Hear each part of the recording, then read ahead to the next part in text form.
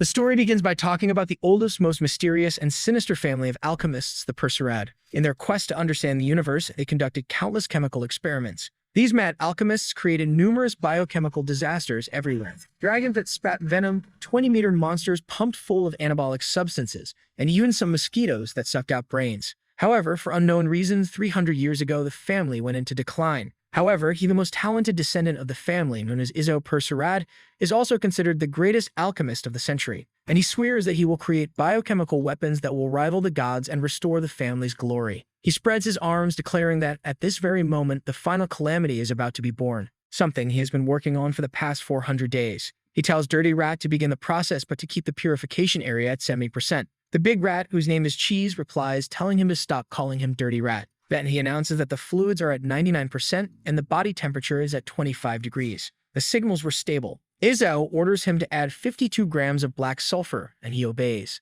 Then 160 grams of white mercury, and he obeys. Continuing, he asks for 366 grams of yellow salt, and the guy obeys. However, at that moment, stability drops to 72%. Izzo immediately orders the tank to be opened, all fluids drained, and depressurization to prepare for the unveiling. The rat disables the safety measures and announces that the creation tank is ready. The purple symbol on the device begins to glow, and Izzo is thrilled because finally he has created the most dangerous chemical weapon the world has ever seen. He gazes at the glorious image of the calamity he is about to unleash. Spreading his arms, he declares that with such a terrible form, he will take a step forward and begin the conquest of the world.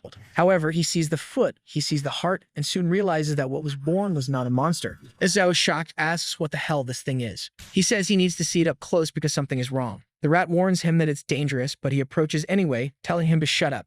Stating before the girl, he finds it strange. Perhaps it was some kind of mimicry technique where the calamity disguises itself as a woman. That would explain those two giant spheres, which are surely energy storage sacs necessary to power the calamity. He reaches out to touch, saying he needs to test. Judging the softness and texture, he is sure that damn thing was a normal person. He then wonders where the angelic arm of extinction he had transplanted went, or the jade eye of the sorrowful empress that he had implanted. Not to mention that he had also placed a Type 1 tireless heart, but he wasn't hearing any blood movement. Suddenly, something opens its eyes and the rat tells him to be careful. Izzo is about to realize something, but it's too late as it attacks, pinning him to the ground. Strangely, Cheese just sighs, saying what a pity, but it seems he will have to carry on the Perserad legacy. He even starts thinking about how the tombstone will read, the genius alchemist who was not slain by the city's heroes, by his own experiments. Izzo immediately orders him to help, threatening to stuff a bunch of worms into his cheese if he doesn't. The rat gets mad, saying he's being way too cruel. However, the red liquid that it spilled was actually just some remnants of a flaming slug. Izzo declares that he, the greatest alchemist, would not be killed by his own creations. He tells Cheese to remember that he had instructed him to add the soul extraction liquid, so this creature wouldn't have the courage to hurt him. Cheese tries to recall and says he doesn't remember doing that at all. That's when he recalls a day when Izzo brought that supposed liquid and told him to stop drinking it and add it to the production. Cheese had opened it, liked the smell, and decided to pour it into his own drink instead. Now in the present, he is certain that everything is doomed. Izzo returns to the final calamity, declaring that he is her master and ordering her to obey. Suddenly, she rises. He asks why she's getting so close, and the girl, as if responding, grabs him. The boy nearly explodes from a flurry of deadly attacks. Spiraling into chaos, he shoves her away, confused. He runs off, shouting that he was exposed because of that damn dirty rat, and that he now needs the purification spray. He presses the button, and the girl is trapped again. She keeps banging against the glass, but she doesn't seem able to speak. Meanwhile, Izzo is dousing himself with purification spray. At that moment, he remembers another familiar face. He starts digging through the files, and Cheese asks what's going on. Then he finds records about the original body of Experiment 2252. He is certain it is the same woman from back then. Cheese suddenly remembers and says that's the girl they found without arms or legs. However, he recalls that her hair was purple back then, so why is it yellow now? Izzo replies that this is the least of their problems. First, they need to understand this personality change. We then see a year ago in the Golden City at the Queen's Bank. Everyone was going about their day peacefully, but nearby a chemical bomb had been planted. When the timer hit 0, gas began spreading everywhere. Meanwhile, Izzo and Cheese were casually relieving themselves in the bathroom. The rat comments that he's sure the dragon toxin has already been released. Izzo reaches into his bag, pulls out a mask, grabs a weapon, and now it was time to begin. In the bank, everyone had collapsed on the floor as the two walked in. A guard ordered them to freeze, saying the bank's owner was on the way. However, Izzo fired a shot from his little gun, and the guy turned into a slime. He even said that the damn thing had become much cuter now. At that moment, Cheese stopped in front of a mother and child and said he had found what he liked most. Desperate, the mother begged him not to kill her son, But Cheese did something much worse. He stole the child's lollipop and walked away singing, saying this one was a good one. With that, they locked the entire place and began melting down the bank. A bomb was installed, the whole thing exploded, and they accessed the vault full of cash.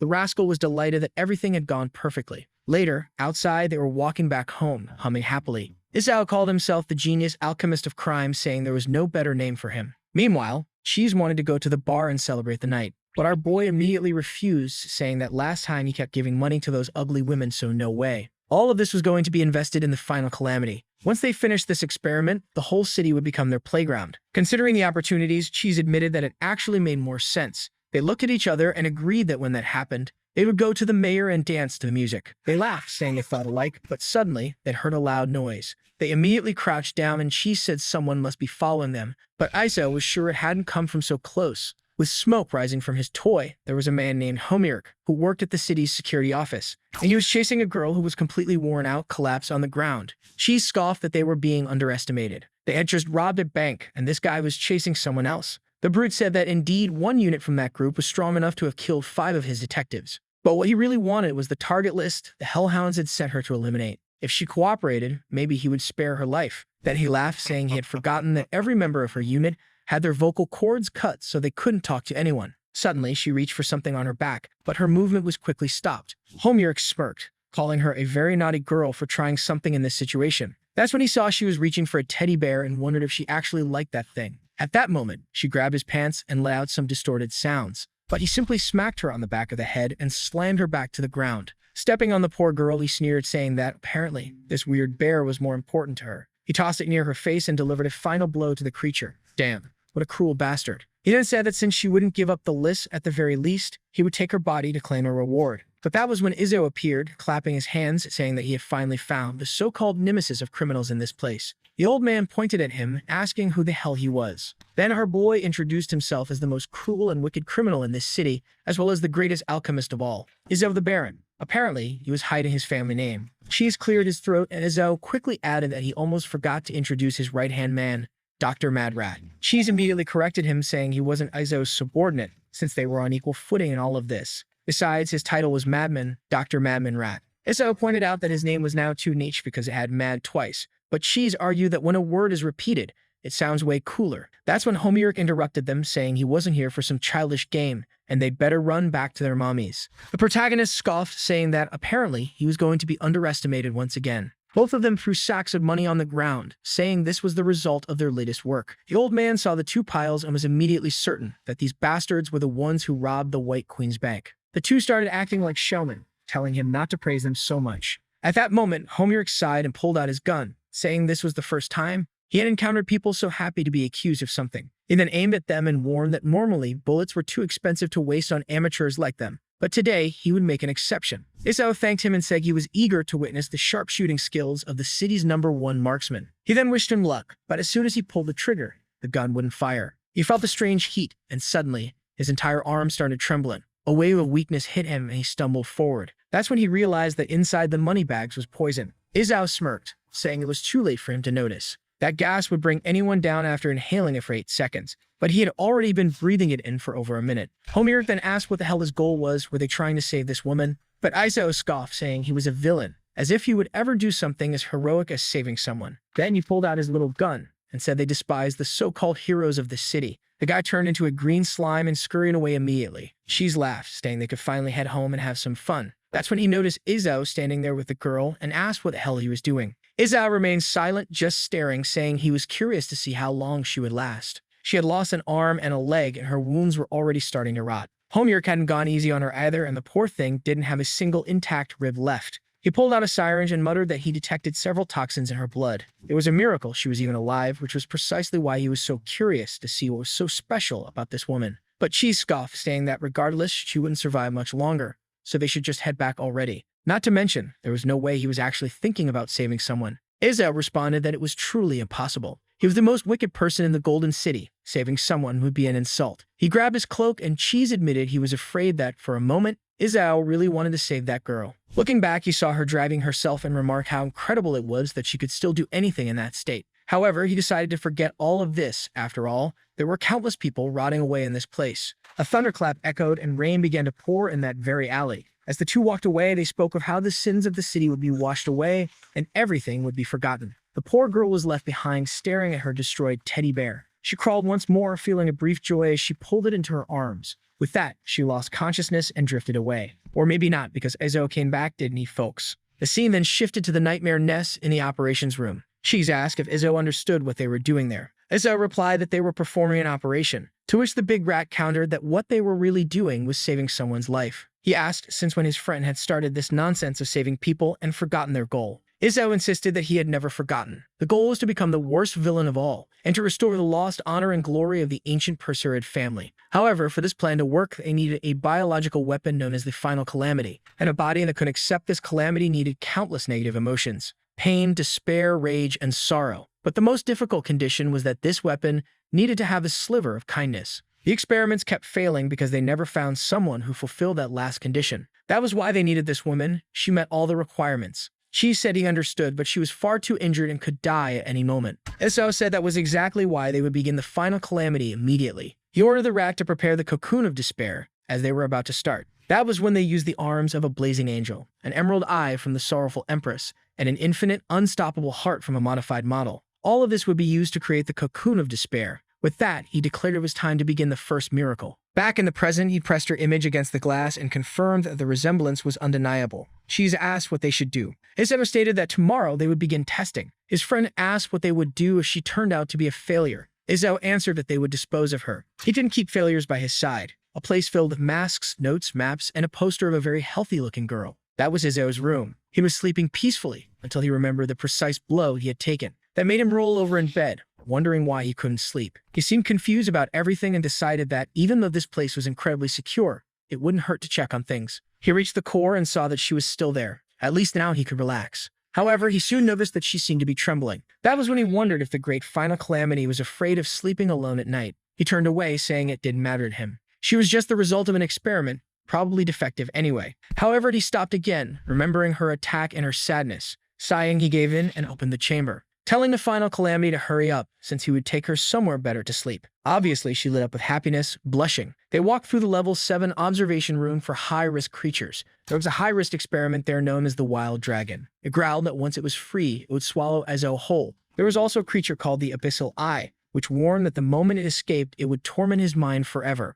Izzo smirked, saying that those two were the friendliest around, which was why he was leaving her right there between them. The girl looked a bit confused. He was already walking away, saying he would go back to sleep while the monsters yelled at him. Back in his room, he sat on the bed, mumbling that at least now the final calamity wasn't alone. Finally, he could sleep peacefully. Meanwhile, the wild dragon turned to the abyssal eye, asking why there was a human girl placed between them among powerful creatures. The abyssal eye admitted it had no idea, but it saw that Izo had called her the final calamity. The dragon burst into laughter, saying it was impossible for such a tiny human to be the so-called final calamity. The abyssal eye laughed as well, saying it was probably just another one of Izzo's countless failures. Truly something to laugh at. The little girl banged on the glass in distress, but the dragon warned that Izo's crystal glass was unbreakable. Not even in its B0 form could it scratch it. The abyssal eye told her to give up. It had already fired countless laser beams at the glass, and nothing had happened. But suddenly, the girl stopped for a second. Her hand began to transform into something red, blazing with flames.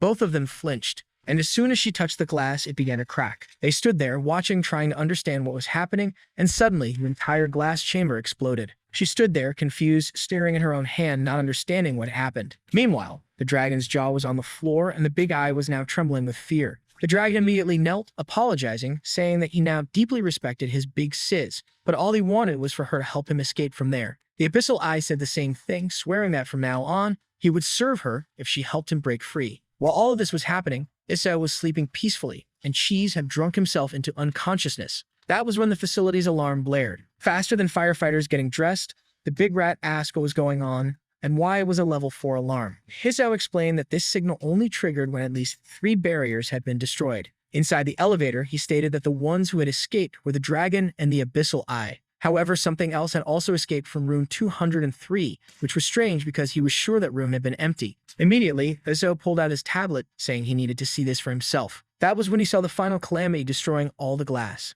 Instead of being worried, he cheered, celebrating that she had activated the arm he had transplanted. Meanwhile, Cheese wanted to know why the girl, who was supposed to be in another room, had ended up there. They arrived at the high-risk experiment area. Both of them stepped into the room where the dragon and the abyssal eye were wreaking havoc. Izzo asked if the two had had enough fun already. I think the creatures suddenly tucked their tentacles between their legs. The dragon, however, stepped forward, snarling that he had found the bastard who had imprisoned him for so long. It was time to pay the price for that. But Cheese pulled out a gun and fired a shot toward the dragon. A yellow mist spread in the air, and the creature immediately asked what that was. Izzo smirked, saying it was a grenade filled with over 200 dragon spider eggs. And as a dragon, he should know exactly what that meant. The beast shuddered, admitting that those damn spider creatures were a subspecies of dragons. They could infest and feed on other beings, and anyone infected by them would die. Izzo praised him, saying at least he was intelligent. However, while this happened, the abyssal eye took advantage of the distraction, charging up a blast, ready to evaporate them both in that instant. But Izzo knew the abyssal eye's weakness.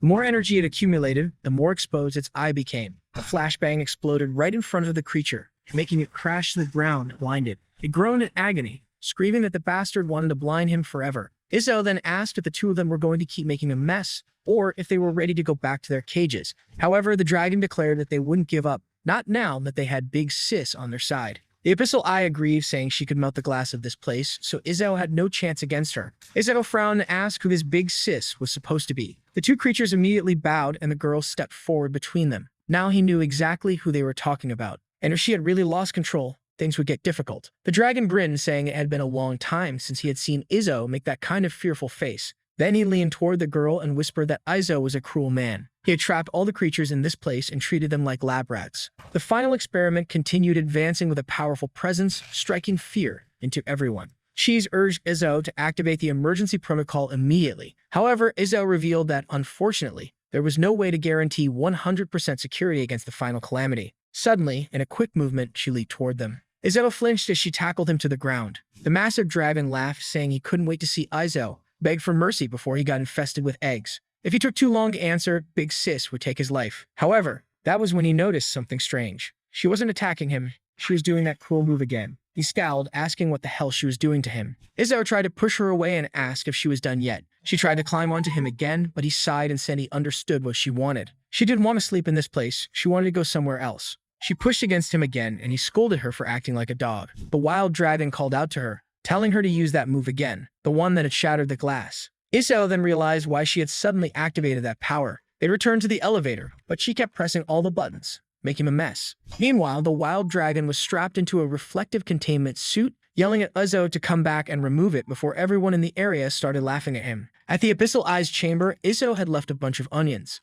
Then we saw a baby nine-headed hydra. The creature opened its eye, and right beside it, the calamity was staring at it. She kept looking at it, and Izzo noted that, apparently, she refused to sleep in the lab. The problem now was figuring out where she would stay for the night. Cheese said it was simple. Just let her sleep in his room. But Izzo immediately called that idea crazy. She was an experiment. Suddenly, the scene changed to a recorded surveillance feed, where someone was calling for Detective 5682. It seemed like they were in some kind of hotel, but the footage was glitching. Suddenly, the images stabilized, and they wondered what had happened in that place for there to be so many bodies. All that remained were skeletons, and they asked what kind of terrifying creature could have done this. Suddenly, the detective began coughing violently, and the person recording asked what was happening. He looked at his dirty hand and warned that he had been poisoned. At that moment, someone approached, saying that another meal had arrived. Looking up, he found himself face to face with a black dragon and a rather dangerous-looking woman. The artist certainly gave them the attention they deserved. The creature on her back lunged at the detective, and with that, the camera cut off. That was an extra chapter I ended up narrating without realizing. But now, we're back with our boy and his rat. Right when Cheese told him to go to sleep, Izzo immediately refused. But the rat insisted, saying that the disaster girl could only feel calm near him. Izzo scoffed, saying that was obvious after all. He had made sure to add an ingredient that guaranteed she wouldn't harm him. That's when Cheese revealed that he hadn't added the soul extract at all. In fact, he had drunk it like it was wine. Izzo was about to yell at him, but his friend quickly explained that it was his fault for giving orders while he was drunk. While he argued with the rat, saying that if she lost control, everyone would die, she was peacefully playing with the aquarium. That's when he realized she had already dived in and was pulling at the hydra. The creature seemed to be trying to flee, but she quickly followed it behind a rock. The girl was determined, to say the least. Meanwhile, Izzo yelled at Xiaoju that the hydra was not a toy and ordered her to get out. Cheese continued eating his cheese while our boy kept demanding that she get out of there. She didn't obey, so he grabbed her by the leg and started pulling. The suffering this girl endured was unreal. He fell to the ground. You know what happens next? She had many abilities, and one of them was compression, using gravitational force. Izzo was a talented alchemist, but he had no physical strength to withstand such magic. Meanwhile, Cheese was laughing at his misery. With the bruise forming on his face, Iso commanded that disaster never enter Shoju's tank again. Cheese started walking away, saying Izao could keep looking after the disaster girl. Iso wanted to argue, but the big cat told him to calm down. The girl was very gentle and delicate.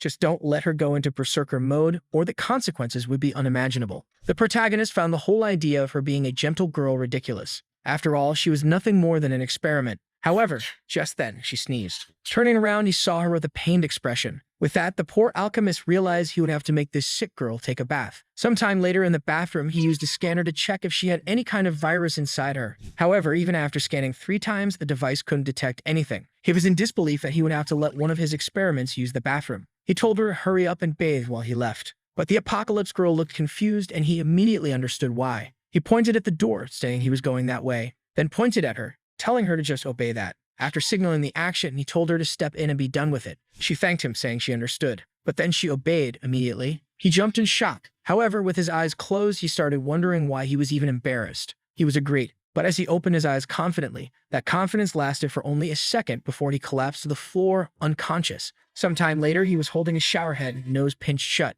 Frustrated that she was causing so much trouble, he was even having to help with this. He applied the shampoo and warned her not to open her eyes or she would go blind, and that wouldn't be his responsibility. Then he told her to turn around and sprayed water on her face to rinse the soap off. Watching her expression, he couldn't help but think that this biological creature made of carbon had done an excellent job of deceiving him. He shut off the water, told her to drive herself, and said he was leaving. And he warned her that this was the last time he would help. She had learned now, so he wouldn't be taking care of her anymore. However, he stepped right into his tragic fate, did a full flip, and fell straight into the water. The poor guy even hit his head and groaned in pain. At that moment, he regretted not just taking her to the machine room and blasting her with a water gun instead. She looked a bit confused but tried to help him up. That's when Cheese entered, saying he had found the collar of revolt, which would stop her from attacking. But then he saw the scene. Without another word, he turned and left, saying that it looked like the two of them had already worked things out. He slammed the door shut, only to open it again, telling Ezo that if he planned on doing anything, he better wear a protective suit. With that, a bar of soap came flying at him, and he was gone. Standing outside, Cheese muttered that it was amazing. For all of Izzo's brilliance as an alchemist, he had absolutely no experience.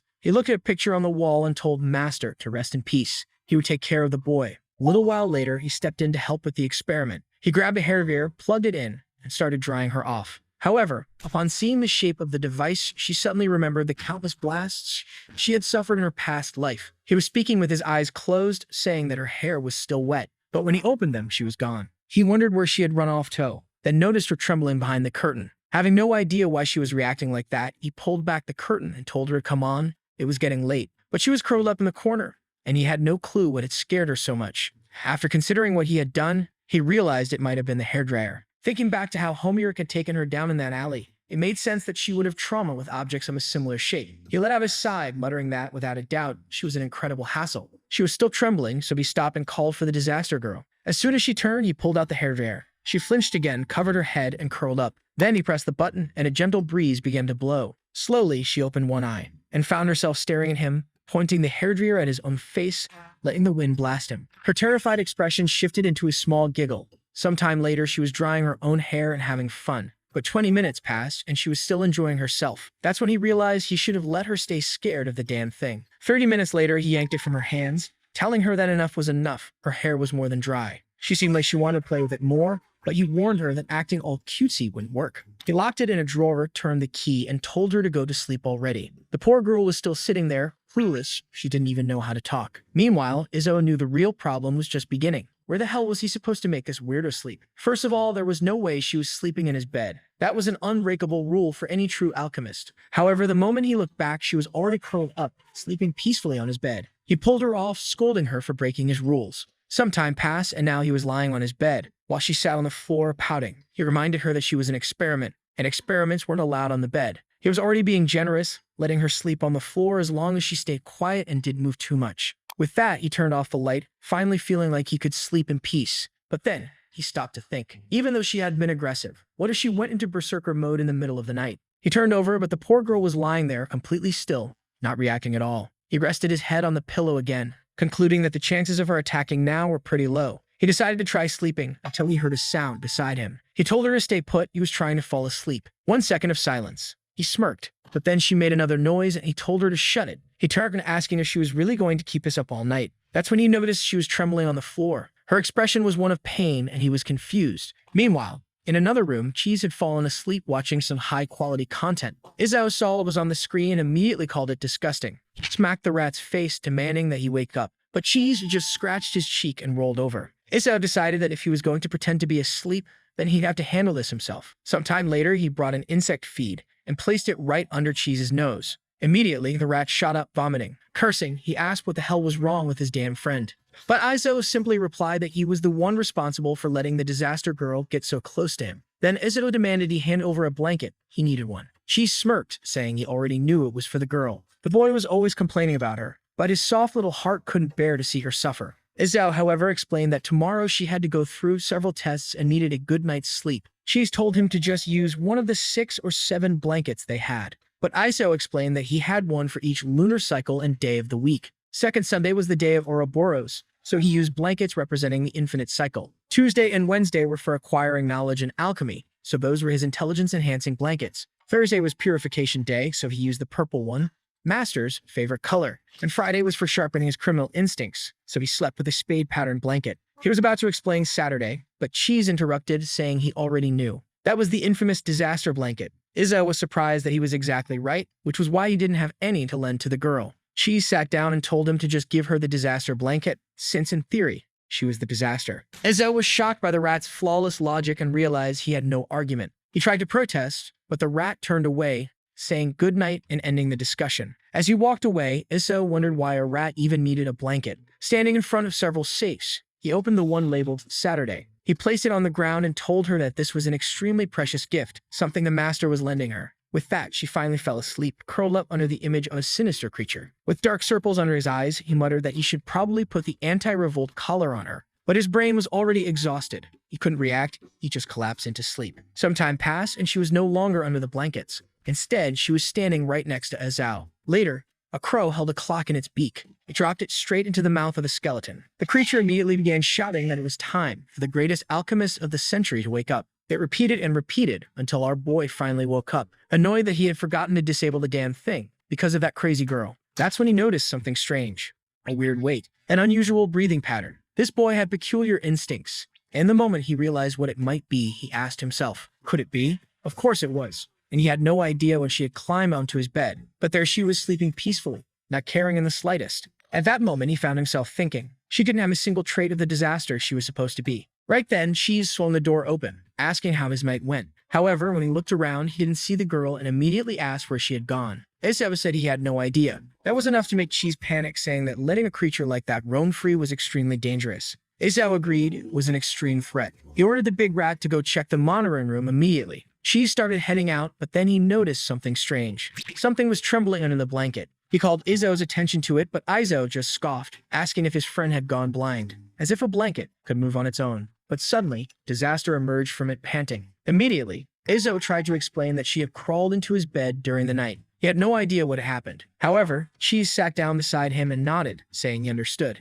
Adolescence was a tough time for a boy. He didn't have to be embarrassed. He was happy for him. Izao cut him off and threw the stink bomb straight at his face. While his friend writhed in agony on the floor, Izao repeated himself. He had already explained that she was the one who climbed into his bed, so he needed to stop spouting nonsense. Sometime later in the experiment analysis room, Cheese ordered her to stop jumping so they could measure her height. With that, they discovered that the girl was 1.71 meters tall. Cheese turned to Izao and said that if he ever wanted to kiss her, he'd have to stand on his tiptoes, since she was 11 centimeters taller than him. Obviously, our boy protested, shouting that he didn't want that at all. The next test was her weight. She came in at 64 kilos. Izao found that odd. Just the components he had placed in her should have added up to at least 800 kilos in total. Then the rat announced it was time for the most critical measurement of all. With a grin, he said Izao got lucky. She had a perfect size 36. Next was the lung capacity test. Izao demonstrated taking the deepest breath possible and exhaling with all his might into the measuring device. The little bat on the scale lifted slightly, and she got excited. He handed it to her, saying it was her turn. She prepared herself, but she was holding her breath strangely,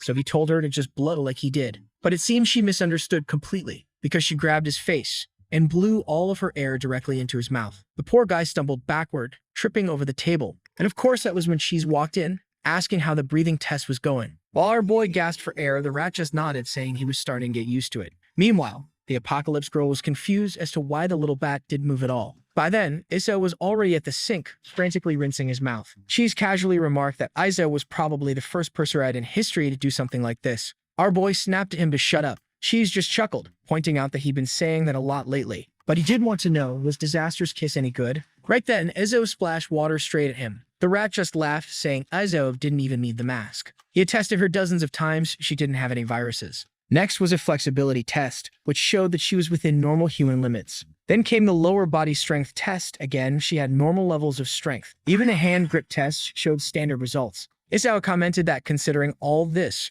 she was literally just an ordinary person. But Cheese argued that none of that mattered. She probably had a combat mode, that's where her real stats would show. Izzo agreed. It was time to activate that so-called combat mode. Cheese asked how, and Izzo responded. They just had to put her against the cruelest, most evil experiment they had. The scene shifted to a highly dangerous girl sitting inside a cage. She had even made a tiny doll of Izzo, saying she missed him. But Cheese immediately protested. This was too risky. Throwing anyone into a fight with test subject 0 was pure madness. They needed to do things gradually. The first opponent should be something weak, like a rabbit. However, Izzo grabbed a tiny rat and asked if this wasn't the weakest creature they had. She snatched it away, declaring that in this facility, they never use rodents for experiments. Our boy picked up the rabbit and asked if Cheese really thought this would awaken her fighting instincts. But suddenly, she snatched the rabbit away and carried it to the corner. Cheese declared that this was undeniable proof. She had killer instincts. Izzo cheered, saying this wouldn't be as hard as he thought. But of course, she was just petting the rabbit. What the hell did this idiot expect? He collapsed to the ground in disappointment, but then he reached into his pocket, pulled something out, and injected it into the rabbit. Cheese immediately demanded to know what he had just done. Our boy revealed that it was madness mutation number 6. Suddenly, the rabbit's eyes changed, and it started twitching violently in her arms. A massive shadow loomed over the girl, and the rabbit finally transformed. Izzo smirked, saying that to awaken her powers, her opponent had to be at least this strong. For now, the creature's name would be Super Wild Rabbit No. 1. The beast was already snorting smoke and winding up a punch, and our boy was eager to see how this fight would unfold. However, Cheese was amazed at how Izzo really had no sense of mercy. As the monster lunged, the rat asked if he wanted to bet whether she would dodge the punch or take it head-on. Izzo said that whoever lost would have to clean the base for a week, and he was certain she would take the hit. With that, the rabbit smashed down with full force. Both of them flinched. The area was empty. Not even the monster knew where the girl had gone. Then the creature felt something strange crawling up its arm. When it looked at its shoulder, she was there. The beast collapsed. But even then, she was just gently petting it. Even the monster itself seemed to blush a little. At that moment, Cheese realized that this girl had zero desire to fight. The next scene had them heading straight for the highly dangerous zone. Apparently, they were going to visit number 0, but the rat still thought it was too risky. However, Izzo replied that if she died, then she was a failure. And a failure only served to teach him how to increase the chances of the next experiment's success. Behind the massive door was number 0. Izzo and Cheese both put on their masks, but his friend kept insisting it still wasn't too late. They should just give up since they had invested too much in this girl. However, Izzo said he needed to see her charge forward with the intent to kill her target. Otherwise, he would never witness her true transformation. He had failed too much recently, and he was tired of it. But then she gently patted his head, leaving him momentarily stunned. He grabbed her hand, reminding her, an experiment couldn't afford to pity its creator. She stepped closer, telling him that she would use all the power she had, because if she didn't, she would die at the hands of number 0. Her very existence was meant to become the strongest biological weapon and help him conquer the world. Cheese, however, argued that he should appreciate her looks. It was such a waste to put all of that into combat. Meanwhile, behind the massive gate, number 0 was counting tiny Uzaos. She was making little puppet versions of him. This creature was an extremely high-risk entity, a beast of the Black Plague named Lucille. Just then, someone called her name. She turned around. It was Izzo, saying he had come to talk. She turned into a black mist, gripping the cage's bars, and her voice lit up with excitement. It had been exactly 1,322 days since they last saw each other. But Izzo simply stated that he was there to inform her. He had finally created the absolute disaster. She was no longer the strongest creature in his possession. Lucille was shocked. Immediately, she denied it, saying it was impossible. She was the most powerful being in this entire lab. Izzo simply told Cheese to bring in the final disaster. But she had already run forward and hugged Izzo. Clutching the cage, Lucille was confused. No, this wasn't confusion. It was jealousy. She snarled, demanding that the filthy blonde take her hands off Izzo. The little disaster hid behind him, and our boy introduced her to Lucille, the final disaster, the strongest creation he had ever made. If Lucille wanted to reclaim her title as the strongest experiment,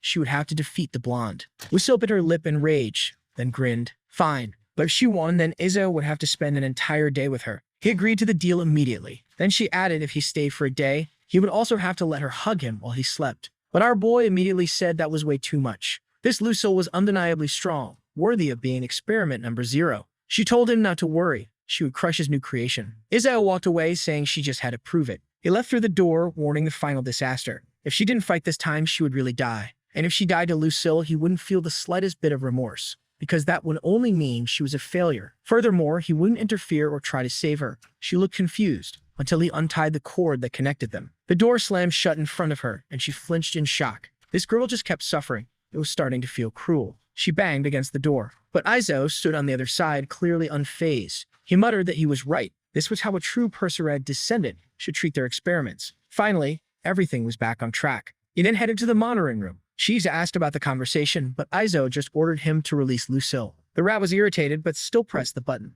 The cage began to rise, and Lucille stretched her limbs, saying it had been far too long since she could properly move. The room was filled with cameras, and she immediately looked at one, telling them both to prepare themselves. They were about to witness an incredible spectacle. She's immediately handed Izzo a bag of chips, saying this was going to be a good one. But Izzo grumbled. He was getting sick of everything tasting like cheese. The rat got offended, saying that he never used to complain about this before. Then he assured him, if Lucille actually went for the kill, the collar would activate, cutting off Disaster's powers. It was time for another bet. Who would win this fight? The rat bet on Lucille. If he won, he wanted control of the TV remote for a week. Izzo bet on the final Disaster, because if she didn't win, she would die. Inside the chamber, Lucille told her to stop banging on the door. It was impossible to open. Then she started wondering, what was up with this girl? She didn't have the slightest desire to fight, but she activated her powers anyway, saying it didn't matter. Once she finished her off, she would have Izzo all to herself. At that moment, she said things were getting dangerous. Lucille was advancing, and the Disaster girl hadn't reacted at all. Lucille reached out, preparing to absorb her as her next nutrient. But suddenly, something grabbed her arm. It was the little blonde Disaster. Lucille had no idea how she moved so fast. Immediately, the two boys grew excited. Finally, she was entering combat mode. They gave a high five, thrilled that things were finally getting serious. But then the little blonde simply started walking. Lucille was confused. What was she trying to do? Then she pointed at the door, and that was when both of them realized. She was asking Lucille to help her break it open. Obviously, experiment number 0 was furious at that ridiculous request, but the little blonde just smiled and nodded. That was exactly what she wanted. At that moment, the monster started laughing and went completely insane. She turned to the camera, addressing little Izzo, saying that this last creation of his was nothing but an idiot. She grabbed the girl's arm and said she would show her the easiest way out of this room. Lucille's poison began to spread. She warned that the Black Plague virus would turn her into a pile of bones in no time. The blonde collapsed to the ground while Lucille laughed, saying it was far too easy to defeat this so-called Disaster experiment. She then grabbed her by the face and told her to always remember. Little Izzo belonged to her. On the final Disaster's body panel, red alerts filled the screen. She's warned that the virus was spreading at an extreme rate, compromising both her organs and her entire bloodstream. Izzo said that was impossible, since the blood they used for her was completely immune to any type of virus. But there she was on the ground, clearly and severely infected. Lucille sat there laughing, saying this wasn't even fun. She shouted at him to stop this immediately, but Izzo told him to calm down. He explained that only 30% of her blood, 42% of her organs, and 38% of her nerves were infected, meaning nothing lethal. He was certain that the moment she reached the brink of death, her powers would activate. However, Lucille was stomping on the girl's head. Calling out to Izzo, she asked if this was all he had to offer. While the blonde couldn't say anything, Lucille taunted her. Where was that burst of energy she had when she begged for help to open the door? She shouted at him to stop once again because the virus had already spread to 70% of her body. But Izzo replied that she had a mechanical heart, which was impossible to infect. Besides, the virus hadn't reached her brain. Lucille scoffed, saying that it seemed like Izzo didn't care about the girl at all. And if that was the case, then it was time to end this. The virus seemed to intensify, spreading throughout her entire body. The blonde began to float, and Lucille smirked, saying she would now begin absorption. Biting into her cheek, she noted that for such a flawed experiment, she actually tasted pretty good. The plague beast then sank her teeth into the girl's stomach, saying that now the real feast would begin. She's urgently announced that he was activating the collar.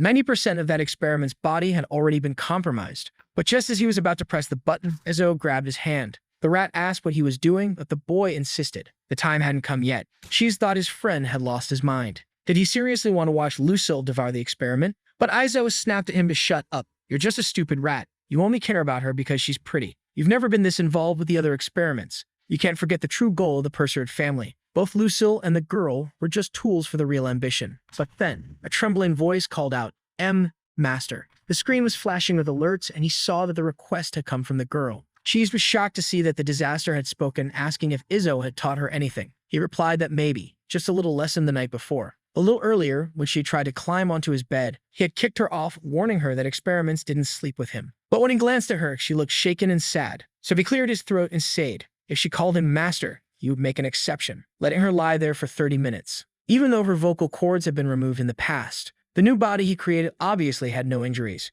However, even as she tried, nothing came out. That's when he realized the truth. She had vocal cords, but she had forgotten how to speak. He leaned down and told her to repeat after him. He exaggerated the mouth movements, slowly forming the word, master, person. She watched intently, but still couldn't say anything. The boy was cruel. He wondered how someone could be so slow. She tried again, but all that came out was a tiny squeak. He covered his face, realizing that apparently there was no helping it. He turned away, telling her to just go to sleep already. But after returning to her blanket, she kept trying over and over to repeat the movements he had shown her, until just as she was about to fall asleep. For the first time, she whispered, master. Back in the battle, she was calling out for her master. But Lucille scoffed, saying her pleas were pointless. She was nothing but a failure to him, and now it was time for her to be devoured. But right then, Lucille's collar activated, and she collapsed to the ground. A thermal discharge coursed through her body and she couldn't move. She called out for Izzo. Obviously, he was the one who had pressed the button. Izzo nonchalantly admitted that Cheese was right. It would be too risky to lose the implants they had placed in her. Cheese immediately asked if he only pressed it because his creation had called him master. He scoffed.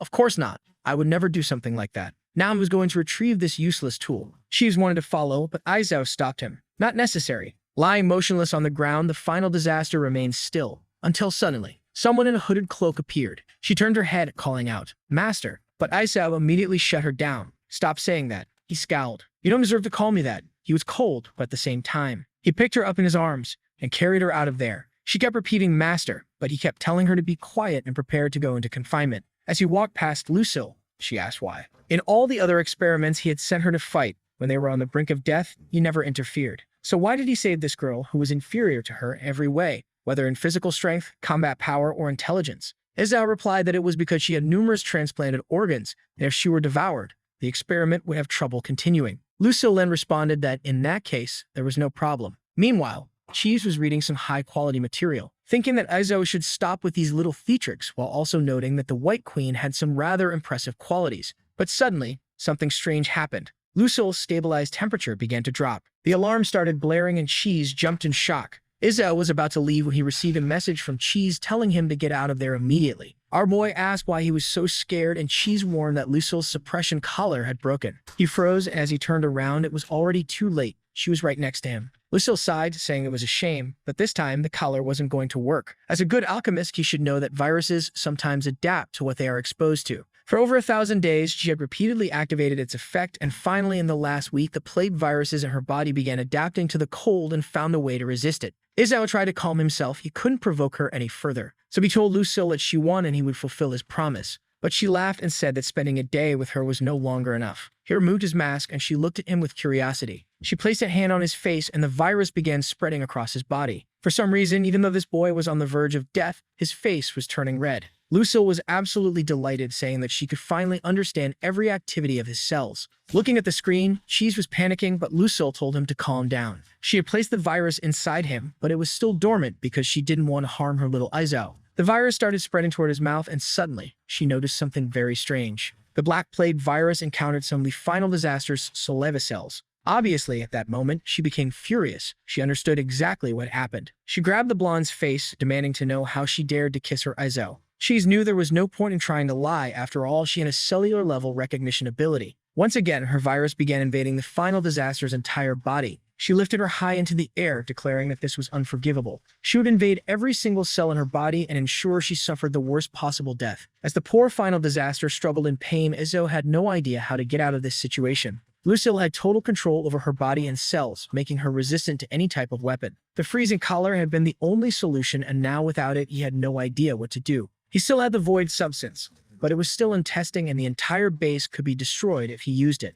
Watching as she crushed his experiment, he wondered if there was truly no solution. At that moment, Cheese said he knew what to do and Izzo immediately asked how. The rat explained that Lucille had a deep obsession with him, and that was the only way to stop her. Meanwhile, Lucille was muttering that she couldn't understand why she couldn't enter the brain or the heart, but she would consume everything else. That's when Izzo called out to her. He pointed the slime transformer at himself, saying this was his final warning. The monster scoffed, asking if she was really being threatened over that idiot, to which he replied that the girl wasn't important, but the parts he had transplanted into her were. Without them, he couldn't conquer the world or restore the Perseid family's glory, which would take away his entire reason for living. Cheese muttered to himself, admiring his acting skills. And surprisingly, Lucille seemed to agree. Issa was shocked at how easily she gave in. Maybe this was the way to control her, even if it was humiliating. But she kept devouring the final disaster, saying that after consuming everything, she would help him conquer the world anyway. The virus continued spreading, and Isao realized he had no choice but to use his trump card. Cheese grinned, saying it looked like he had just been stalling since he had a backup plan all along. But the truth was that this trump card was embarrassing, and Isao really didn't want to use it. So he sighed and told Lucille that if she let the girl live, he would sleep with her in his arms for the next few nights.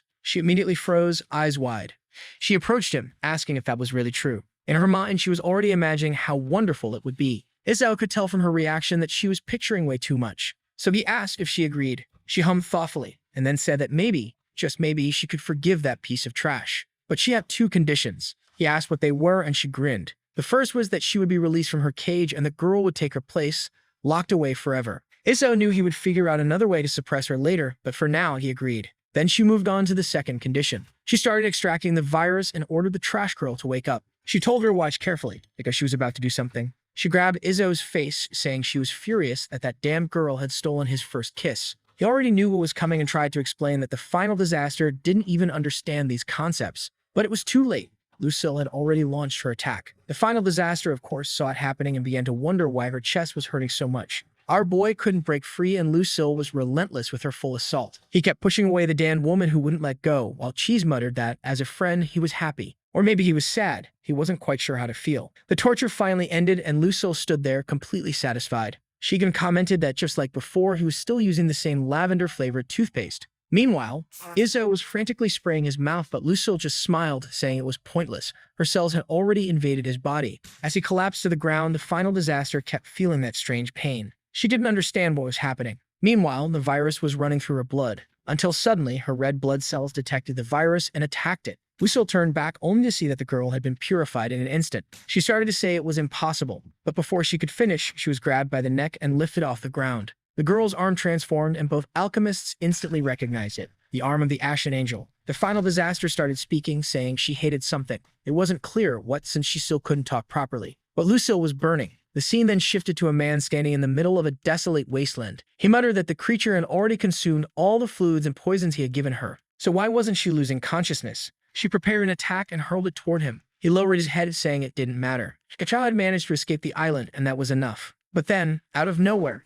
a towering woman with purple hair appeared, stroking him, telling him to stop sacrificing himself without permission. A barrier materialized, blocking the attack, and he called her name. The blow was neutralized, and a moment later, she cupped his face, telling him, from now on, he wasn't allowed to abandon her like that. He leaned in closer, about to kiss her. But instead, he got stomped in the face, and the woman coldly stated that the kiss scene wouldn't be shown, because she didn't want to see his disgusting tongue. Apparently, all of this was a movie recording, and if you're confused, so am I. I'm just following along, and it seems like this is part of the story, so we're not lost. It turns out the phoenix in the scene was real. They were even feeding her shells to eat. And all of this was happening in Gordon City, on the set of a movie starring the White Queen, which, if I remember correctly, was the same story our rat boy was reading earlier. The White Queen wasn't just the second-ranked hero of the Golden City. She was also the most famous actress in the world. The poor guy acting in the movie was immobilized, and the woman beside him apologized, saying he was the only person they could find. But the White Queen scoffed, saying this man was nothing compared to the one she truly liked. His expressions were terrible,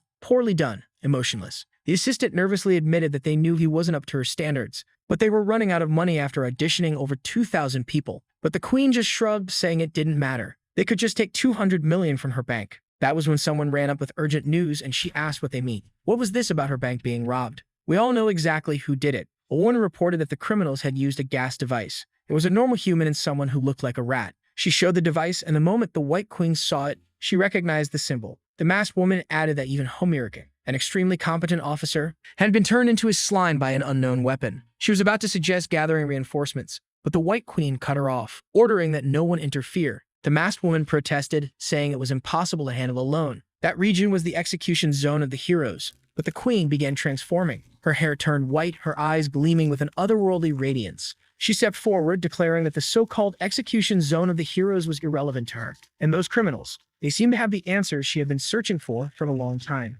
She commanded her group to abandon everything else, to track those criminals down as quickly as possible. The actress on set hesitated and asked what they should do about the movie. The White Queen simply said to cancel everything for now. She turned to leave and suddenly stopped. She had almost forgotten about him. She walked over to the unfortunate actor, asking if he really wanted to kiss her. He stammered, trying to apologize, but she conjured an extreme ice block and shoved it into his mouth. She watched him suffer for a moment, then remarked that he was lucky. She would forgive him this time. And as she walked away, she coldly stated, "No one in this world is allowed to touch my lips." The scene shifted, a fallen bucket on the ground, a glimpse into someone's past. A woman sternly told a young girl that she wasn't allowed to play until she finished cleaning the floor. The child clutched a teddy bear, one that looked remarkably similar to the one the final disaster also had. The woman yanked the bear from her hands and stomped on it. The girl pleaded, begging, "Aunt Jimin, please stop." But the man beside her was the one who got slapped. The figure who appeared to be the White Queen's father grabbed her, telling Jimin not to treat her like that. But Jimin simply reminded him, it was her who took them off the streets. It was her who made sure they didn't starve to death. The father, called Mailer, had no response to that. A man suddenly appeared behind Jimin and asked if this was the family providing children to serve as soldiers. She smiled and said yes, that the offering was this girl. The father, however, was terrified, demanding to know who this man was and why he had entered without knocking. The mysterious man replied that the Ming Quan did not need permission to enter any place in this kingdom. The father flinched upon hearing that name and turned to Jimin, asking what she was thinking. She responded that it was obvious she was securing a good home for this child. The girl would be taken by this organization and trained from a young age to become a soldier.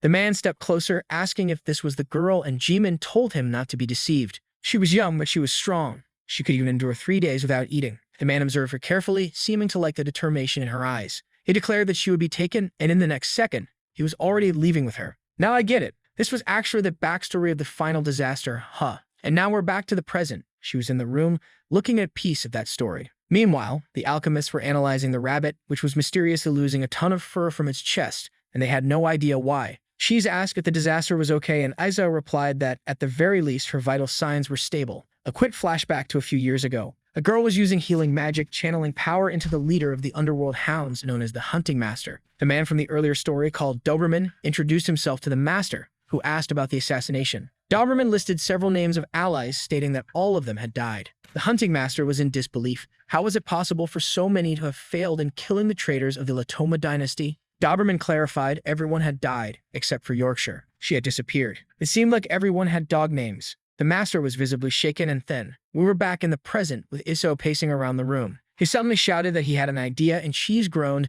telling him to stop yelling so much. Iso declared that he was tired of calling her final disaster, so she needed a codename, and her codename would be Alpina. He asked if Cheese wasn't curious about why he chose that name, but the rat just told him to get to the point. He recalled that his master once said that Alpina was her favorite flower. It symbolized young women. However, he told the rat that he wasn't going to explain the meaning behind the name. With that, the two of them celebrated.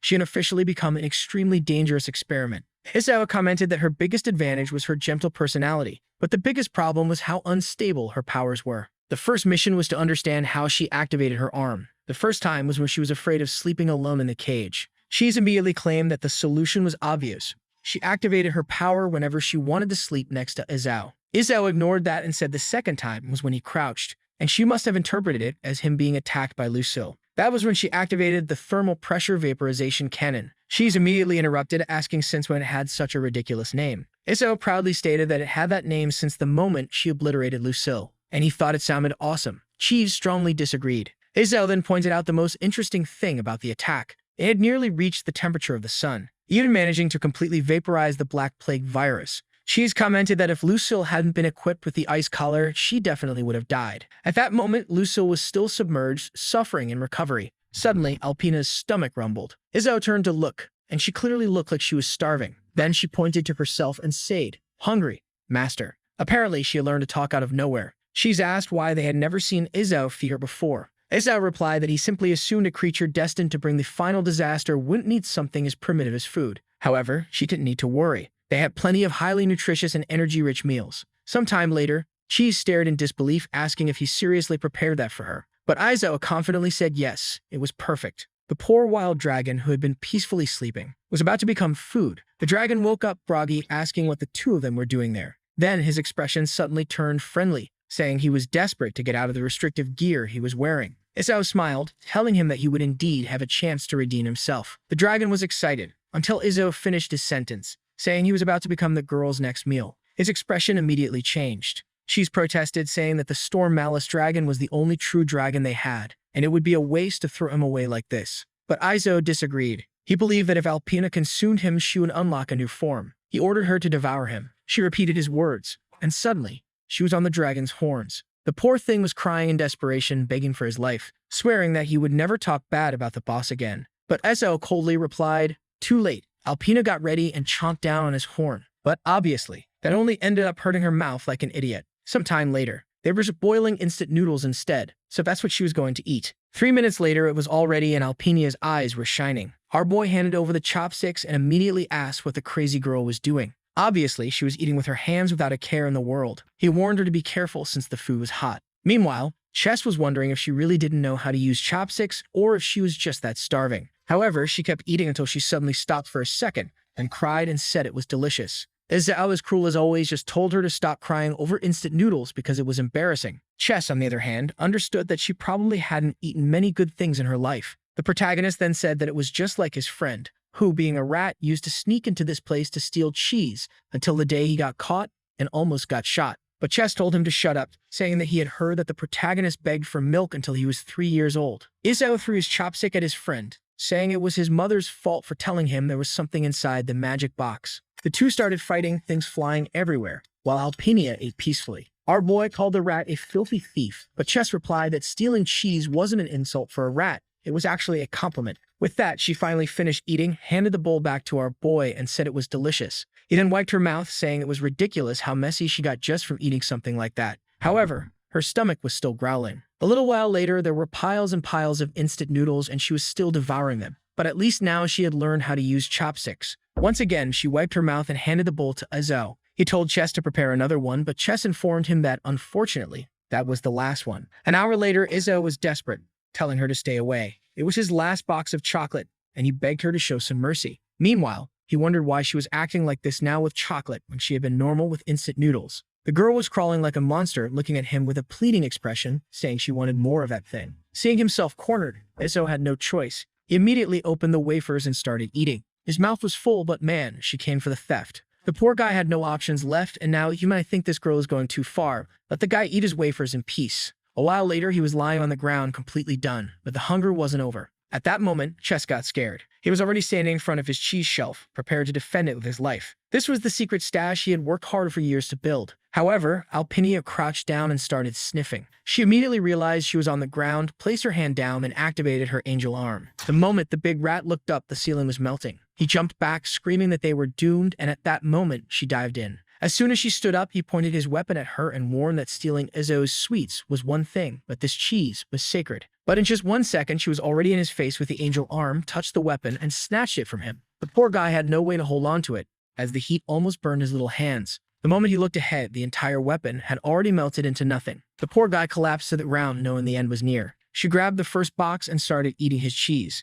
A few seconds later, all of them were empty on the floor. Meanwhile, the big rat lay on the ground, saying this was truly the final disaster. Meanwhile, in the monster prison, the Abyssal Eye asked the dragon if he was okay since he had heard that he was supposed to be fed to disaster. However, the dragon said they gave up on that plan since he was a very strong dragon with an extremely resistant body. He was about to show that his horn was the strongest part, but at that exact moment, the thing completely shattered. He screamed in despair, saying that his most majestic part was gone. A little while later, the final disaster was back, locked up where she had been created. Izzo said that after countless tests, it had been proven that she had zero resistance when it came to sweets, especially chocolate. As soon as she tasted it, she would enter a hunger frenzy where nothing would survive, even going so far as to use her angel arm. At that moment, he turned around and asked why his friend wasn't saying anything. The big rat was foaming at the mouth, saying that she had eaten 400 blocks of the most expensive cheese in existence. His vintage collection was over 140 years old. And that was why this perverse experiment needed to be punished in the most severe way possible. He prepared his saw, saying that first he would start by cutting her into at least 1,200 pieces.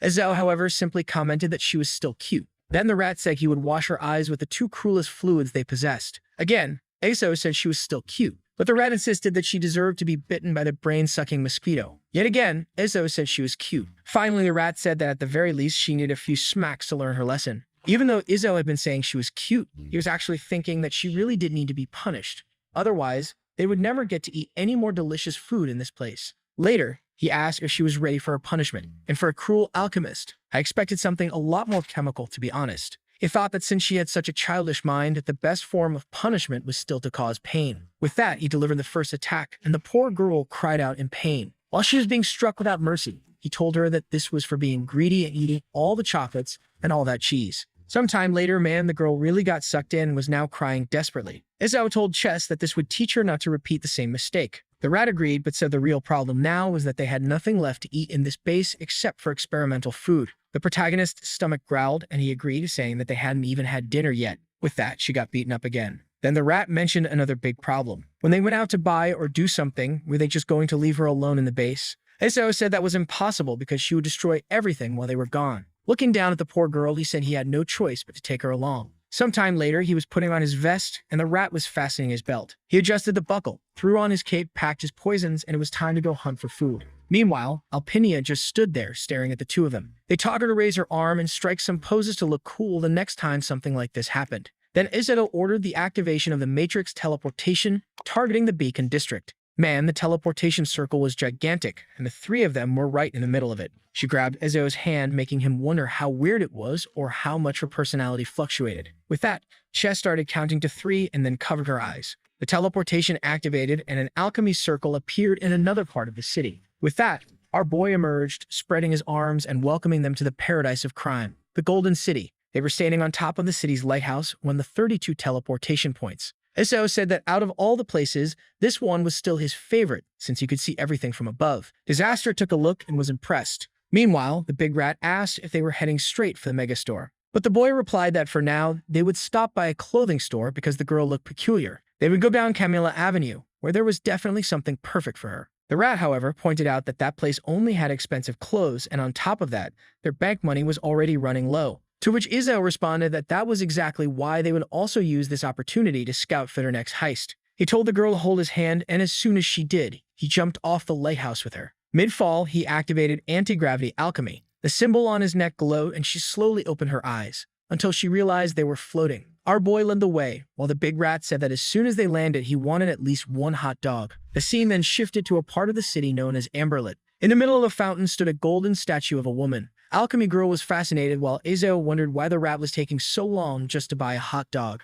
Then he noticed a little boy standing in front of him, saying that his little sister was climbing really high. Our boy laughed, thinking that was impossible. There were way too many people patrolling that area. That's when he realized the boy had said little sister. He looked to the side, and sure enough, there she was climbing the statue. From below, he shouted for her to get down immediately, but she just sat on the statue's head and waved at her master. Meanwhile, the rat was arguing with the hot dog vendor, saying that he had told the guy 1,000 times not to put anything sour on his hot dog. He took a bite and celebrated, saying it took a while, but finally had the perfect taste. Then he remembered Izzo. At that moment, he saw 2 policemen walking by and pointing up. Noticing the crowd gathering around the statue, he wondered how it was possible for him to disappear for just 10 seconds and for all this to happen. The officer grabbed a megaphone, saying that the Camilla statue was extremely important, so she needed to come down immediately. But the girl just shook her head, signaling no. The rat knew that climbing that statue without authorization was a serious crime in the City of Heroes. He put on his sunglasses, knowing he had to act fast. First, he was going to flee and leave his partners behind, because that's how a villain survives. Meanwhile, Izzo threw a flashbang in the air, which exploded in front of the statue and everyone around it. As he did, he muttered to himself that he would never take that woman out of the lab again. The police officers were then all taken down by the big rat, using his tail to wield a knife. He ordered Izzo to grab the girl because, at that moment, he was going to act like a hero. But our boy replied that he saw very well that the rat had just tried to escape alone. One of the officers started to regain consciousness, but as soon as he tried to stand up, he tripped over his own uniform and face-planted onto the ground. Apparently, the trio had escaped with ease and were already in another part of the city. However, our boy was exhausted, saying that one day this idiot was going to get them all killed. That's when someone nearby told them to get their filthy hands off and move away from the store. The employee beside him said that the golden legacy was extremely important and couldn't be tainted by people like them. But Izzo just asked Chess what they were going to do about this guy complaining that they were dirty. The rat immediately started licking himself, having fun with it. That's when the shopkeeper threatened to find someone to take care of the two of them, until Chess stuck a banknote to his saliva and the guy was horrified. He kept making a sequence of money, and Izzo asked what they were going to do now that the money they were supposed to pay for the mess was all stuck together.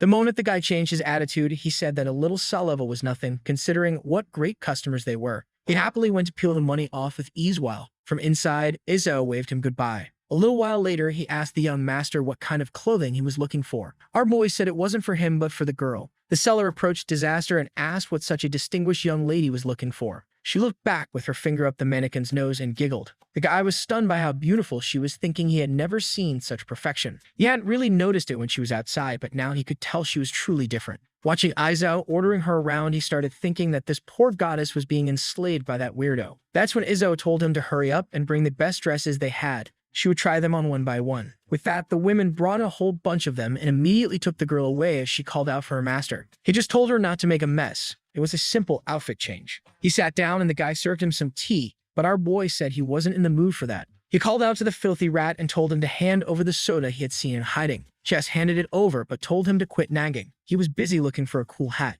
20 minutes passed and Izzo wondered why it was taking so long. One of the women called for help, saying that it wasn't easy to dress this girl. When he pulled back the curtain, she was there, trembling. He then told her to stop making a fuss because he was right outside. With that, the women continued helping her while she kept calling out for her master, to which he responded from outside that he was right there. She called for him again, and once more, he said he was right there. She called for him again, and yet again, he assured her he was there. Then she stepped out wearing a crimson evening gown that cost 159,000. Izzo thought to himself that she actually looked good in it. Meanwhile, the shopkeeper asked what he thought. The piece was extremely exclusive. The guy said that his girlfriend deserved something like that, but Izzo quickly corrected him, saying she wasn't his girlfriend, she was his servant. If he called her that again, he would have his tongue cut off. The seller was shocked that this guy was buying something so expensive for his servant. He must be filthy rich. But then Izzo said that this dress barely met his standards, so they'd better bring something better. The seller assured him not to worry.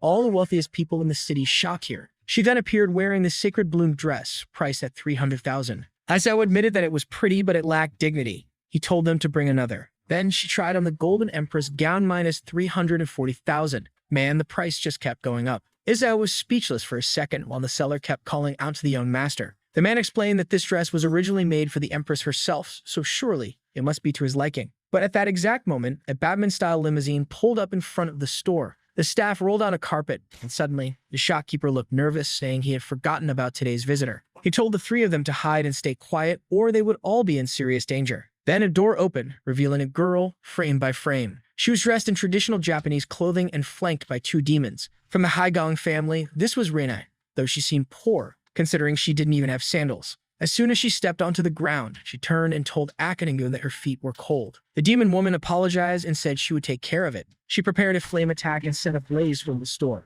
Meanwhile, the rest of the servants were still rolling out the carpet. As soon as she entered the shop, the vendor greeted her as Lady Koya. I thought her name was Renee. Guess we'll find out soon enough. She simply said that she had heard the Gothic Lolita dress was being sold there and she wanted to see it. Meanwhile, behind the curtain, the three were quietly watching. Chess immediately pointed out that, judging by her name, the girl belonged to the Koya family, which was a problem. Izzo knew that this was one of the most noble families in the city. Meanwhile, Disaster remained silent. What our boy found strange was that a family like this usually never left the Golden District. So what were they doing here? The carpet was still being stretched out when a shopkeeper told her to follow him. In front of something covered with a cloth, he told her that this was what she was looking for. However, when he turned to look, she had stopped in place. The carpet had run out, and the servants apologized. Anicap immediately cursed them out, demanding to know how they dared not bring enough golden carpet. She declared this to be a severe mistake for the servants of the Koya family, and that she had no idea what to do about it. Man, the guy was sweating bullets. He had already drawn his blade as if they were about to put an end to their suffering. The two of them screamed that they would make the sacrifice of the heart,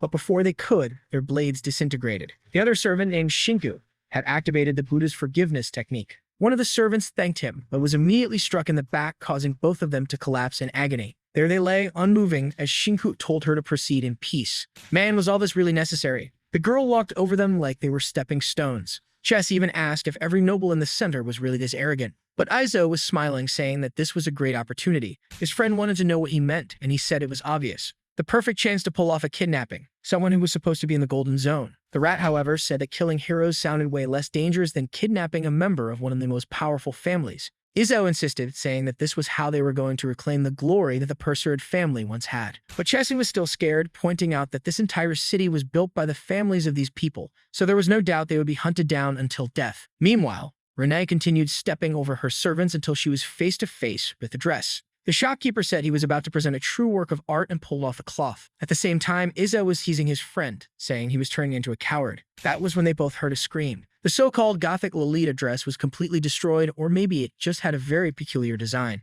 The shopkeeper collapsed to the floor, while Renee demanded to know if this was truly the dress that the magical scissors had prepared for her. Akatingu had already drawn her blade, and Shinku declared that this time not even Buddha would be able to save them. Izzo turned to his friend and asked if this was his doing. Chess apologized, saying that the shopkeeper had been really annoying, so he decided to have a little fun with something that seemed expensive. Meanwhile, Alpinia was trying to say that she also wanted to see what was going on. However, since she didn't know how to walk in heels, she ended up tripping, pushing our boy forward. At the same time, Renee was in front of the shopkeeper, ordering him to reveal who had done this. And right at that moment, our boy stumbled out of the dressing room. The shopkeeper immediately became convinced that it was his fault. Chess knew there was no way they were getting out of this one. Akatingu instantly grabbed Izzo by the tie, lifted him, and asked if he was the one who had done this. Our boy pulled something from his sleeve and without hesitation admitted that yes, it was him. She was surprised by his response, while Chess couldn't understand why he had confessed so easily. Even the shopkeeper was confused, muttering that there was no way to save this lunatic now. Akatingu said she didn't like the way he was looking at her and was about to gouge his eye out.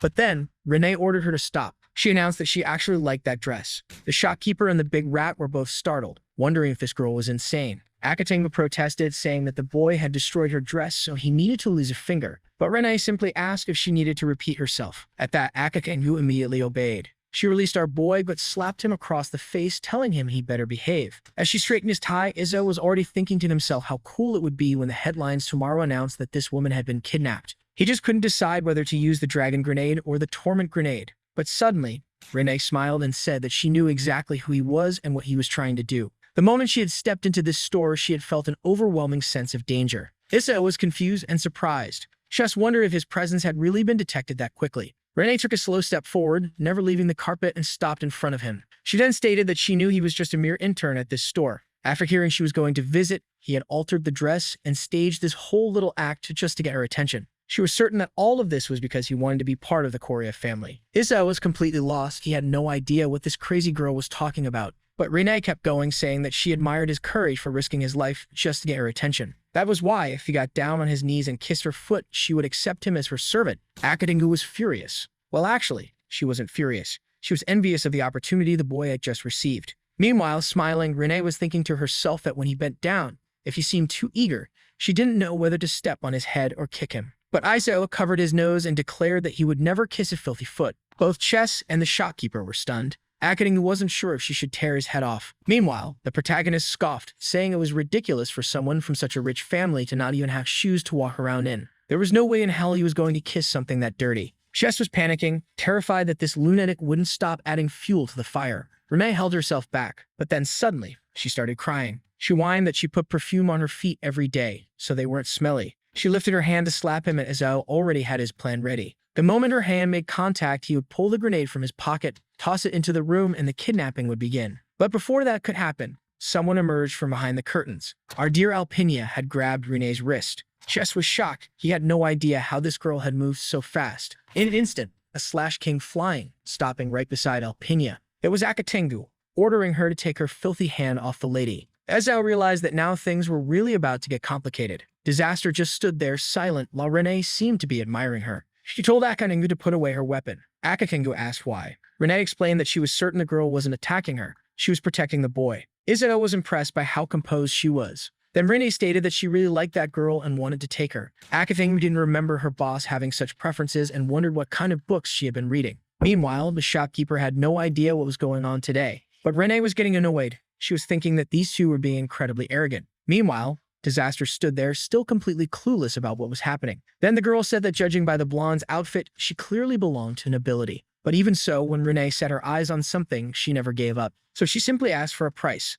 Of course, Alpinia was still completely confused. That was when Izzo spoke up, saying that she was the one who should be naming the price. Renee asked what he meant by that, and at that moment, he reached into his pocket. He then declared that from this moment on, she had been kidnapped by the #1 villain of the Golden City. Akatingu tried to draw her blade, but it was too late. The purple poison was already on the floor. The swordswoman and the servant lost all their strength in an instant. And in the blink of an eye, the girl had disappeared. Now tied to a chair, Izzo smirked and asked, "Where's the like on this?" And you guys remember how the last chapter ended right in the middle of that fight at the clothing store. The protagonist suddenly warned everyone that the clueless girl was being kidnapped from that moment on. He threw his mask on. Akatengu rushed forward, telling the lady to take a step back, but he tossed some poison onto the floor and everyone dropped to their knees. Shinku tried to get up, but he didn't have any strength left, and in just a second, everyone inside the store vanished. Under the moonlight, Renai was now unconscious, being carried away by Cheese, who asked if he had any idea that from now on, the countdown to their deaths had begun. This kidnapping was absolute madness,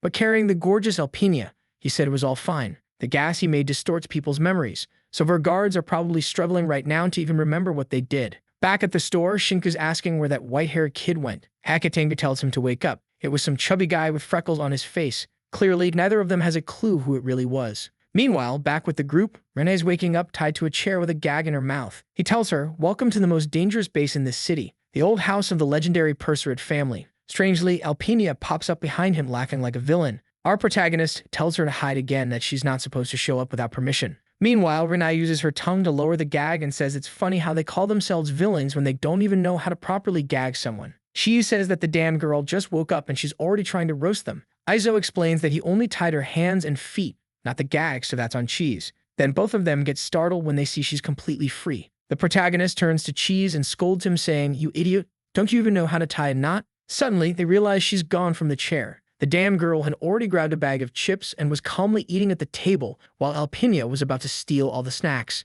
Out of nowhere, Aizo points a gun at her head and tells her she better understand that in this place she's a hostage. If she doesn't obey, she'll experience the terror of his alchemy. But Renai says there's nothing in alchemy scarier than the punishments of the Koya family. He tells her to name one. So she explains that they dig a grave, trap you down there, and start laying metal plates on top. At first, you don't feel anything, but as they pile up, you start to feel your body getting crushed. Damn, that's brutal. Another of their tortures was the Hat of Agony, where they'd put an extremely hot steel helmet on your head. My God, that family's vicious too, and it just keeps getting worse. She says one of the most terrifying ones is the nest of 12 centipedes, where they dig 12 holes and let a centipede crawl into each one, laying eggs inside you. Holy hell, that's horrifying. Cheese then nervously asks if, hypothetically, he let her go right now, that wouldn't happen to them, right? But of course, Aizo refuses to release her, asking if he's lost his mind. The rat-faced guy insists that's why he said, hypothetically. Those traps don't sound too fun. Renai then says none of those punishments would be used on them,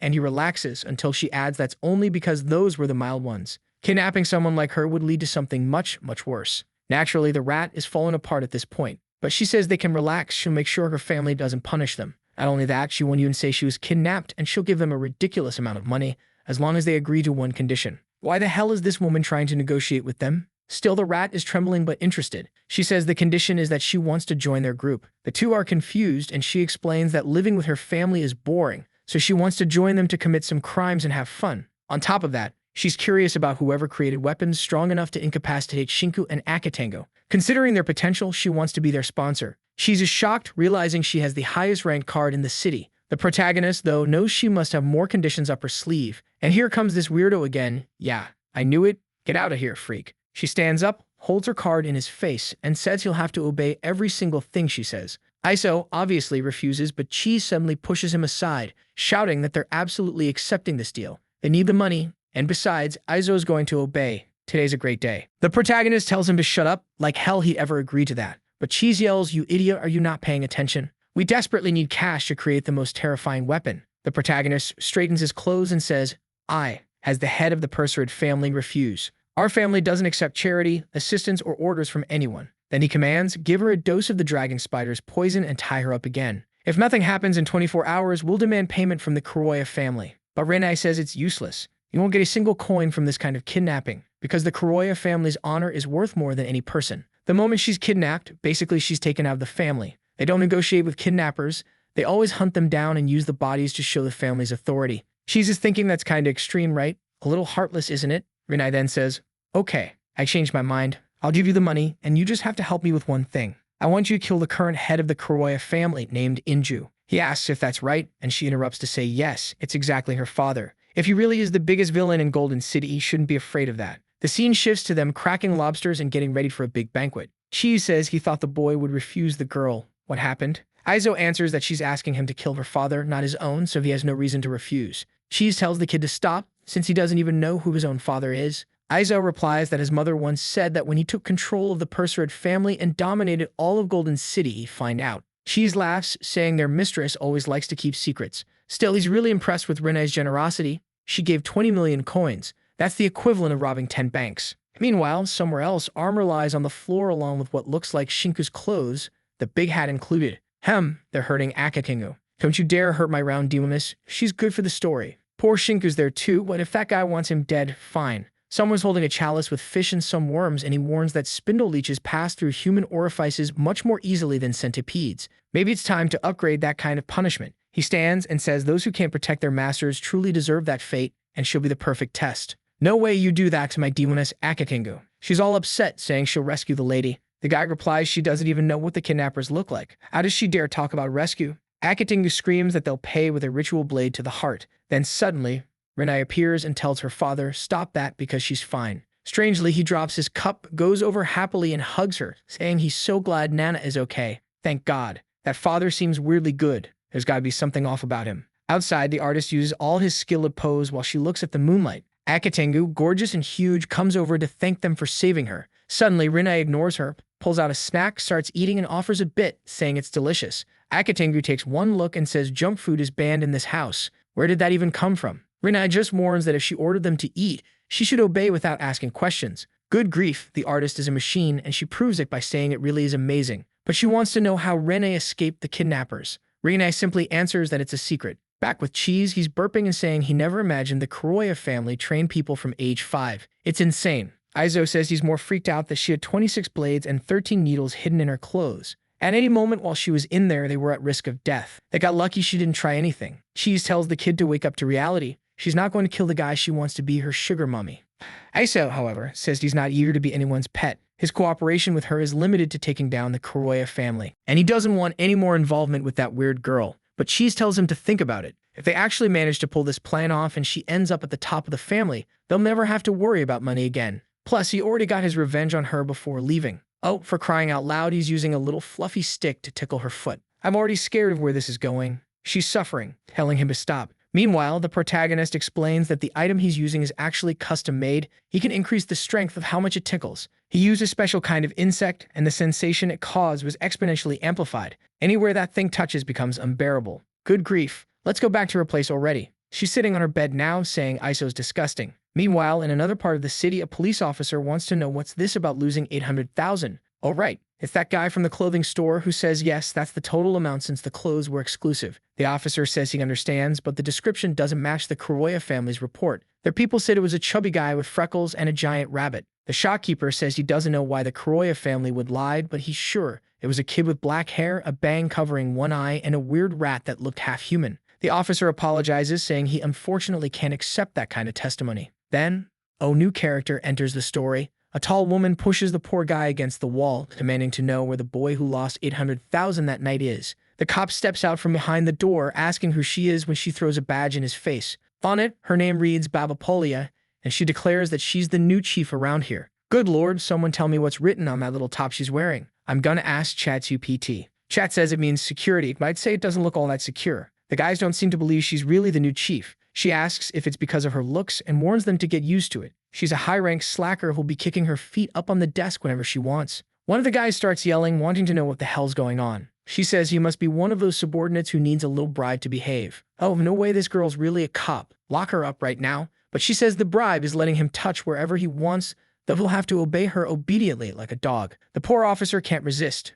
The guy wants to keep his job, though, so he closes the door and hides outside, muttering that this is completely ridiculous. Who thought putting that punk girl in this position was a good idea? Then a bull-headed guy named Torun, the captain of the team, asks if he's greeted the new boss yet. The subordinate says, "Boss, you've got to be joking, right? That girl's the new one? You've lost your mind." But the bull just answers that minotaurs don't joke. Even though the guy wants nothing to do with it, the other workers are already talking. One says you got a delicious lollipop. Another asks if he can serve her water all day, and the last one wonders why his job suddenly feels so rewarding. The guy realizes they're all interested for the wrong reasons. He warns them not to underestimate the new chief. Now that I look closer, he actually looks kinda cute in the scene. Anyway, this girl is supposed to help deal with the mysterious gang that's been robbing banks. That Babapolia girl was sent straight from headquarters, so she must be powerful. He says he's already checked the files, and one of the guys immediately asks what he found. He leans in and says there's absolutely nothing about her in the records, meaning she's some kind of special agent. Suddenly, she shows up and asks who they're talking about. Out of nowhere, everyone jumps in surprise and nearly falls over. Whoa, what's going on here? Everyone immediately straightens up. Even Torin looks shocked, asking what the orders are. Damn, the artist really went all out on this one. She tells them to relax. She's not one of those old bureaucrats who abuse their power. The 6 most important things to her are fun, passion, and working in unconventional ways. One guy mutters, "Oh, warrior, that's only 3. Suddenly, Babapolia points at him and says, "All right then." He seems pretty bold for calling her out like that. She walks over and hugs him, saying he deserves a gift. The poor guy looks like he's expecting a kiss, but instead she slaps a little frog sticker on him and says this one's special. Then she announces that the recent bank robberies, the kidnapping of the Koya family girl, and the dress shop incident are all going to be investigated together. Oh damn. And whoever gathers enough evidence for any of these 3 cases gets to go on a date with her. Torin tells everyone to behave, but then charges out headfirst, horns and all. The guy on the left shouts, "Whoa, Chief Torin, I thought you didn't like those skinny girls." Skinny? Oh, for heaven's sake. I don't even want to see what kind of world he's living in. Still, he wants to know why Torin's running with so much energy. Torin tells him to be quiet. He's just motivated to solve the case and make the city safer. Sure, buddy, sure. Meanwhile, Babapoli is sitting there calmly, staring at her laptop and saying she's going to catch him, the kid who loves defying the city's rules. Turns out she's got a photo of our protagonist carrying Alpinia. She's the one who caught that image on the day they caused chaos at the statue. Then the scene shifts to a grand theater in Lighthouse City. At the entrance, 2 men are chatting. One says it looks like someone named Male is going to make an appearance. The other says that's incredible. If he's talking about that Male from the feudal empire, then those people are amazing. The most impressive of all is their assassin group, the Hellhounds. His friend nods, saying those bastards had the guts to invade the Golden District and assassinate the nobles. In the middle of their conversation, a flash of golden hair passes by. It's the protagonist arriving with Alpinia. Nothing suspicious here, right? A kid barely over 4 feet tall walking beside a towering woman in a golden dress. She tells him to snap out of it, warning that he can't just stare at her like that for free. The fools immediately apologize, realizing they stared too much. The guy on the left asks, "Hey, didn't you even check if her ticket was valid?" His friend replies that her aura was just too strong. She's definitely a noble lady. The protagonist praises her, saying she's amazing, while the weird girl starts trying to lick his face again. Cheese, meanwhile, says he's tired of this servant life. The protagonist hands a lollipop to Alpinia and tells her they'll need to memorize every detail of the place.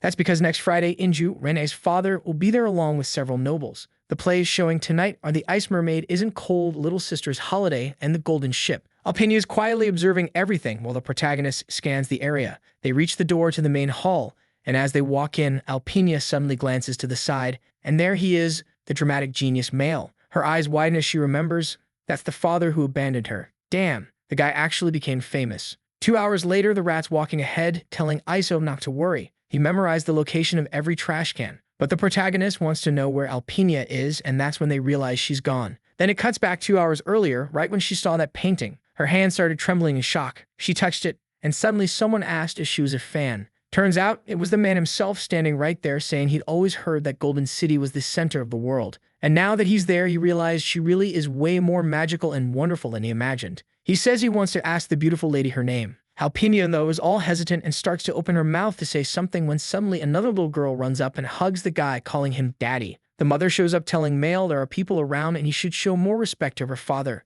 They're all commenting how pretty the young girl is, and then poof, she disappears in the middle of the hall. Outside, the sky is turning dark, lightning flashing and rain starting. 2 guards say it's weird. There wasn't any forecast for rain today. Suddenly, Alpinia storms past. They call to her, but she ignores them. In another part of the city, in that famous honest worker district, an Aleph is earning her daily bread. There's another nasty one selling drugs to a poor beggar, even though her abdomen's ripped open. What the hell? And another one's violent, sewing up a bodysuit with a gun on her back. This city is seriously dangerous. Alpinia brushes past and bumps into an old man who tells her to watch who she touches. The drug seller notices her, and the honest worker says a socialite like her shouldn't be on these streets. Alpinia walks into an alley, kneels, and starts crying, wondering who she really is. She trembles in the alley when another girl shows up. The artist must have been inspired by the design and asks if the young soul has lost her way. She's so marvelous she should join the Thousand Birds group, but members can't keep personal items, so she'd have to hand that outfit over to the organization. Whoa! Trying to steal Alpinia's clothes, even sticking a big hand on her and threatening her. Alpinia says she won't hand it over because her master gave it to her.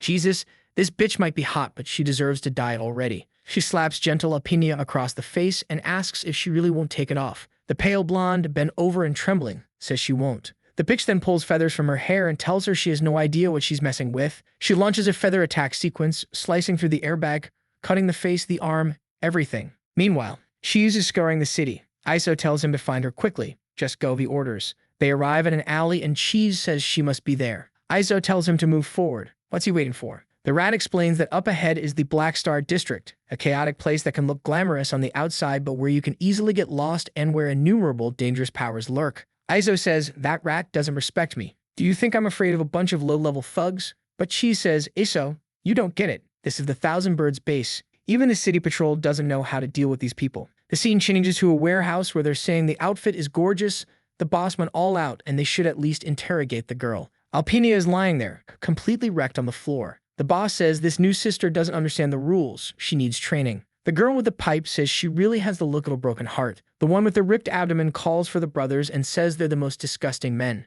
My God, what do you plan to do, my girl? No, they're already saying they want you dead. And the guys agree, saying yes, they're nothing but trash. I'm afraid of what they'll ask them to do. Meanwhile, the boss tells Raven to use the soul search and find out who this girl is. She Needles puts her hand over Alpinia's face and sees some images of Iso slaps, right? Him taking care of her, checking her fever, so to speak, but she also sees Alpinia talking with her father. She being taken into the alley, locked in a cage, that beefy hellhound tossing bread at her like she's trash. A beggar fight breaks out, punches to the face, rocks to the head, geez. The guy comes back and then, right then Raven wakes up, asking if this girl really is who they think she is. The scene cuts to Iso with a giant insect stuck to the other guy's head, forcing him to reveal where the woman in the golden dress was taken. He warns the man to look to the side and see what happens to people who don't give the information he wants. When the man looks, his friend's brain is being sucked out by another insect. Cheese is freaked out, thinking, Christ, Iso's blood-sucking mosquitoes are one of his cruelest inventions. He's really not happy to see them used now. And the man says it was the boss, the Golden Phoenix, who took her to that warehouse. It seems the women plan to train her in some way. Iso orders the man to show exactly where that warehouse is. The scene switches to the place. They open the door, and of course, everyone's destroyed, bodies on the floor. Iso approaches the first body and sees a quick, precise cut to the neck on each of them. The rat-like guy observes and says it's the same for everyone here. The protagonist finds it weird. If Alpinia had gone berserk, she would wipe them all out. So why do the wounds look like they came from a blade? Then we see what appears to be the boss in the corner, also slashed up and begging for help. When they check, it's the organization's leader wearing transparent clothes. Cheese immediately recognizes the tattoo the man mentioned and says that this is supposedly the boss. The rat's thinking that the back mountains feel strangely soft, but that rat needs to go to jail too. The protagonist tells them to focus and start the interrogation before she dies. To keep her alive, they inject a recovery fluid into her spine. 3 minutes later, the girl's back, trembling all over, saying she couldn't see the blade. Iso orders her to open her mouth and say, "Where's that woman in the golden dress?" But the girl's terrified, shaking, insisting she has no idea. We cut back an hour earlier to when Raven was probing her memories. Wow, Alpinia just grabbed an arm and it broke instantly. The three are shocked, and suddenly she starts transforming, her hair turning purple. She stares down, grabs the other girl by the arm, and they're sure those girls were being punished. 3 feathers fly at them, but Alpinia catches 2 on her fingers and 1 in her mouth. The boss notices that somehow she's reacting extremely fast now. The muscled woman warns that this is their territory and that she better let Raven go or she won't leave here alive. That's when Raven reveals Alpinia might be tied to the Hellhounds. Also, she's the infiltrator in the Golden District who's been killing the nobles. Immediately, the blonde panics and the boss falls to the ground. They tell Alpinia to release Raven and say what price she wants. The big woman calls them crazy, telling the boss that this woman isn't that strong. They outnumber her. The boss ignores that and tells her to shut up. Then she tells Alpinia they'll keep her secret without any problem. They don't care about the city's nobles, they'd rather see them dead. Suddenly, Alpinia tells her to put on that invisible outfit, if you know what I mean. The girl's confused. Why would she ask that? The muscled one says it can't be. The Chidori group, the Thousand Birds, can't be humiliated like this. Raven just tells the damn girl to shut up and warns that if the boss doesn't surrender, everyone there will die. The blonde laughs, saying Falcon's just mad because she's the smallest in the group and might have to do it too. While Falcon yells at her to shut up, she can't even roll over on the bed because of the overwhelming power she has. The boss, however, tells both of them to stop fighting and to go find her some clothes instead, but Raven says something feels off. Theoretically, the Hellhounds never leave anyone alive. That's when the masked man appears, saying she's right. No one there should still be alive. The girls look up, and here comes the villain. In an instant, he's already on the floor, slicing the first one's neck clean. She grabs at it, but collapses instantly. She manages to tell the boss to run, but before that, the other friend's already down too.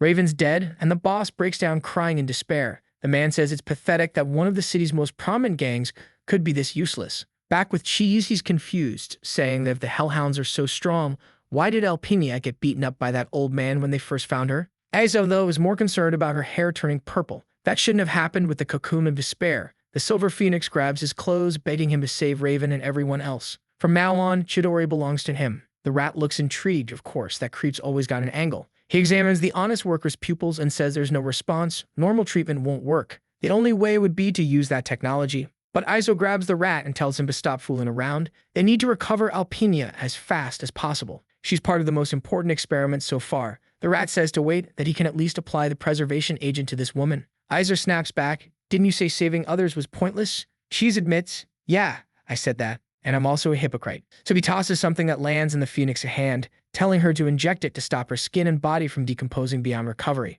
The scene shifts to a bridge in the city. On top of it stands Alpinia, completely unhinged. She's clearly got problems. She touches her face, realizing she's got her left arm, her right eye, and her heart. This body of hers must have been saved somehow. But whose memories are these, and why did all of this happen to her? She doesn't remember any of it. The real owner of the body has taken control again. Then that guy from the Hellhounds organization appears behind her, calling out to Yorkshire. For God's sake, these dog names are terrible. She turns and calls him Doberman. They just stare at each other. It's like the story's pausing for a dramatic still shot. Then Doberman says she'd better hand over all the information she's absorbed. Why did the assassination of the Black Palace leader fail? And why did she disappear for so long? Yorkshire, yeah, guess I'll have to call each personality by a different name. Explains that she successfully infiltrated the palace, but strangely realized she'd been poisoned. A strange priest and a swordsman fought her, and she lost an arm, a leg, and an eye. Doberman says it must have been the swordsman named Dawndusk, one of the strongest men alive, known as the Living Law. He was a licensed hero ranked number 5. No wonder she lost to him. What he wants to know now is, if she lost all that, why is she standing in front of him completely intact? Yorkshire says she has no idea. It seems someone was watching over her while she was unconscious all that time. The guy says it doesn't matter. Now that she's breathing, her sight's back. She says she understands, but Iso appears and says he won't allow that because from now on, forever, he's her master. The two look to the side, confused, and see the boy standing there, farming aura at his 4-foot height. Doberman asks who the kid is, and she says he's the one who saved her. Doberman answers that even the repair to her vocal cords shows the boy treated her well. That's good. She's not planning to betray her master for him. She lowers her head and says she would never do something like that, but in the next moment he orders her to kill him. He warns that once he's dead, they'll have more important things to handle. Yorkshire says she understands, gets up and walks toward Iso. Face to face, she gives him a stare and says he really shouldn't have followed her. The kid's bold. He takes off his mask and says, the moment you joined the Perserid family, you became my property. If you don't come home now like a good little girl, I'll beat you. She freezes, PTSD hitting hard, the trauma floods back, and she lashes out, telling him to shut up. But someone grabs her hand. Look who's back, Lucille herself, the demoness, furious and saying now's the time to settle things with the brat. Iso just tells her to use the Black Plague on the girl already, because if she goes berserk, he won't save her this time. Lucille tells the kid to relax. Of all the viruses in existence, the Black Plague is the easiest to assimilate. Seeing Iso step away, she asks if he can really take her home and spend the night with her. He says yes, but if she fails, she'll be in prison for real. Then Iso steps in front of Doberman and says there's only one way to decide who owns experiment number 1. He'll have to wipe out the entire Hellhound group. Doberman's posture screams Aura Farmer, saying anyone who comes within 5 meters of me never walks away alive. You're one step from that distance. Yorkshire tries to say something, but the guy slashes Iso.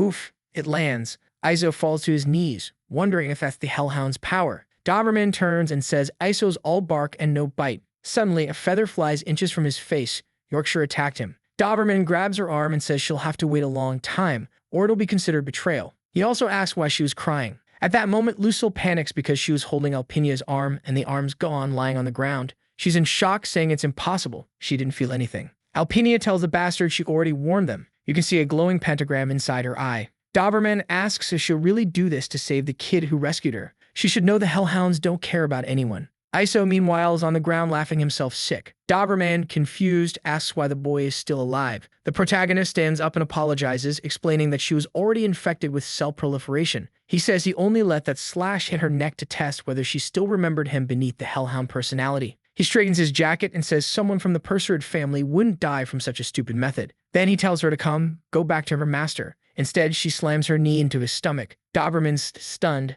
This girl's beating everyone. Lucille yells at the bastard to stay right where she is or she'll kill her right now. Yorkshire says she's not that blonde girl anymore. If they keep pushing her, she won't be able to hold back. Damn, that's dangerous. But Iso, smiling, says he disagrees. For example, he's got this little teddy bear here. He knows it means the world to her. And instead of being used as a killing machine in the Hellhounds, she should join him and change this world through alchemy. He wants to build a place where you can keep the people you love by your side. Doberman says it's a shame because even if that place ever comes to exist, he won't be alive to see it. He starts muttering weakness, hesitation, doubt, emotions, while a whole squad of hellhounds shows up on the bridge. He says no one there deserves to be part of the hellhounds and orders them to kill everyone. The group charges forward, but Iso just laughs, saying they really think they can win with numbers in this day and age. He pulls out a pistol, grinning like a madman, and says it's time to clean up this place. A strange capsule shoots up into the sky, shattering above the bridge and releasing a burst of purple sparks, and suddenly a dragon appears above them. The next chapter flashes back to a time before they even knew about Alpinia's new personality. Iso tells the rat to stay still. Something's bothering him. She knows what he means. Iso brings up her turning her hair purple, which theoretically was her original form. What would happen if the body's original consciousness took over Alpinia completely? She'd have control of the emerald gold, the angel arm, and that would be a nightmare to handle. On top of that, she might start dealing with the hellhounds, restoring countless memories, which would also be dangerous. Cheese covers his mouth and says, "Hey, stop jinxing it. That's dangerous. But what are we supposed to do then?" The protagonist answers that in that case, they'll have to release Lucille. The only way to stop a high-rank creature is with another one. We cut to the base. Lucille's there, wearing that invisible outfit. The rat warns him to be careful. She's extremely dangerous. If she goes berserk, everyone could die. Plus, she's in a coma. But Iso says she's faking it. She actually woke up the day after she passed out. That's because she has a DNA memory technique. If even a single one of her cells survives inside someone like a virus, she can awaken and instantly reclaim her body. Basically, Lucille can't die as long as one infected person exists somewhere in the world. And on top of that, she can rapidly regenerate and rebuild her entire body. He tells the nerd to praise the genius who created this perfect experiment. The rat replies that he doesn't look so genius when he needs to use charms to keep that girl under control. Iso tells him to shut up. Then the protagonist grabs the mic and tells Lucille to stop pretending. If she keeps lying there, she'll lose her only chance to stretch those legs. The slay woman just smiles. Then she stands up, taps the glass, and asks if little Iso's coming too. The scene switches to a candy-colored trailer in the middle of the city. Someone says this place is way too cozy. It's Babapolia herself, relaxing and eating donuts. The chief beside her complains that her donut truck's overloaded with a billion accessories and drawing too much attention. She tells him to shut up. It's customized to fit her style. Besides, it's disguised as a donut truck but has plenty of other functions. She says this is her office and shuts him up by stuffing a donut in his mouth. Then suddenly, an alert pops up, an emergency on the bridge.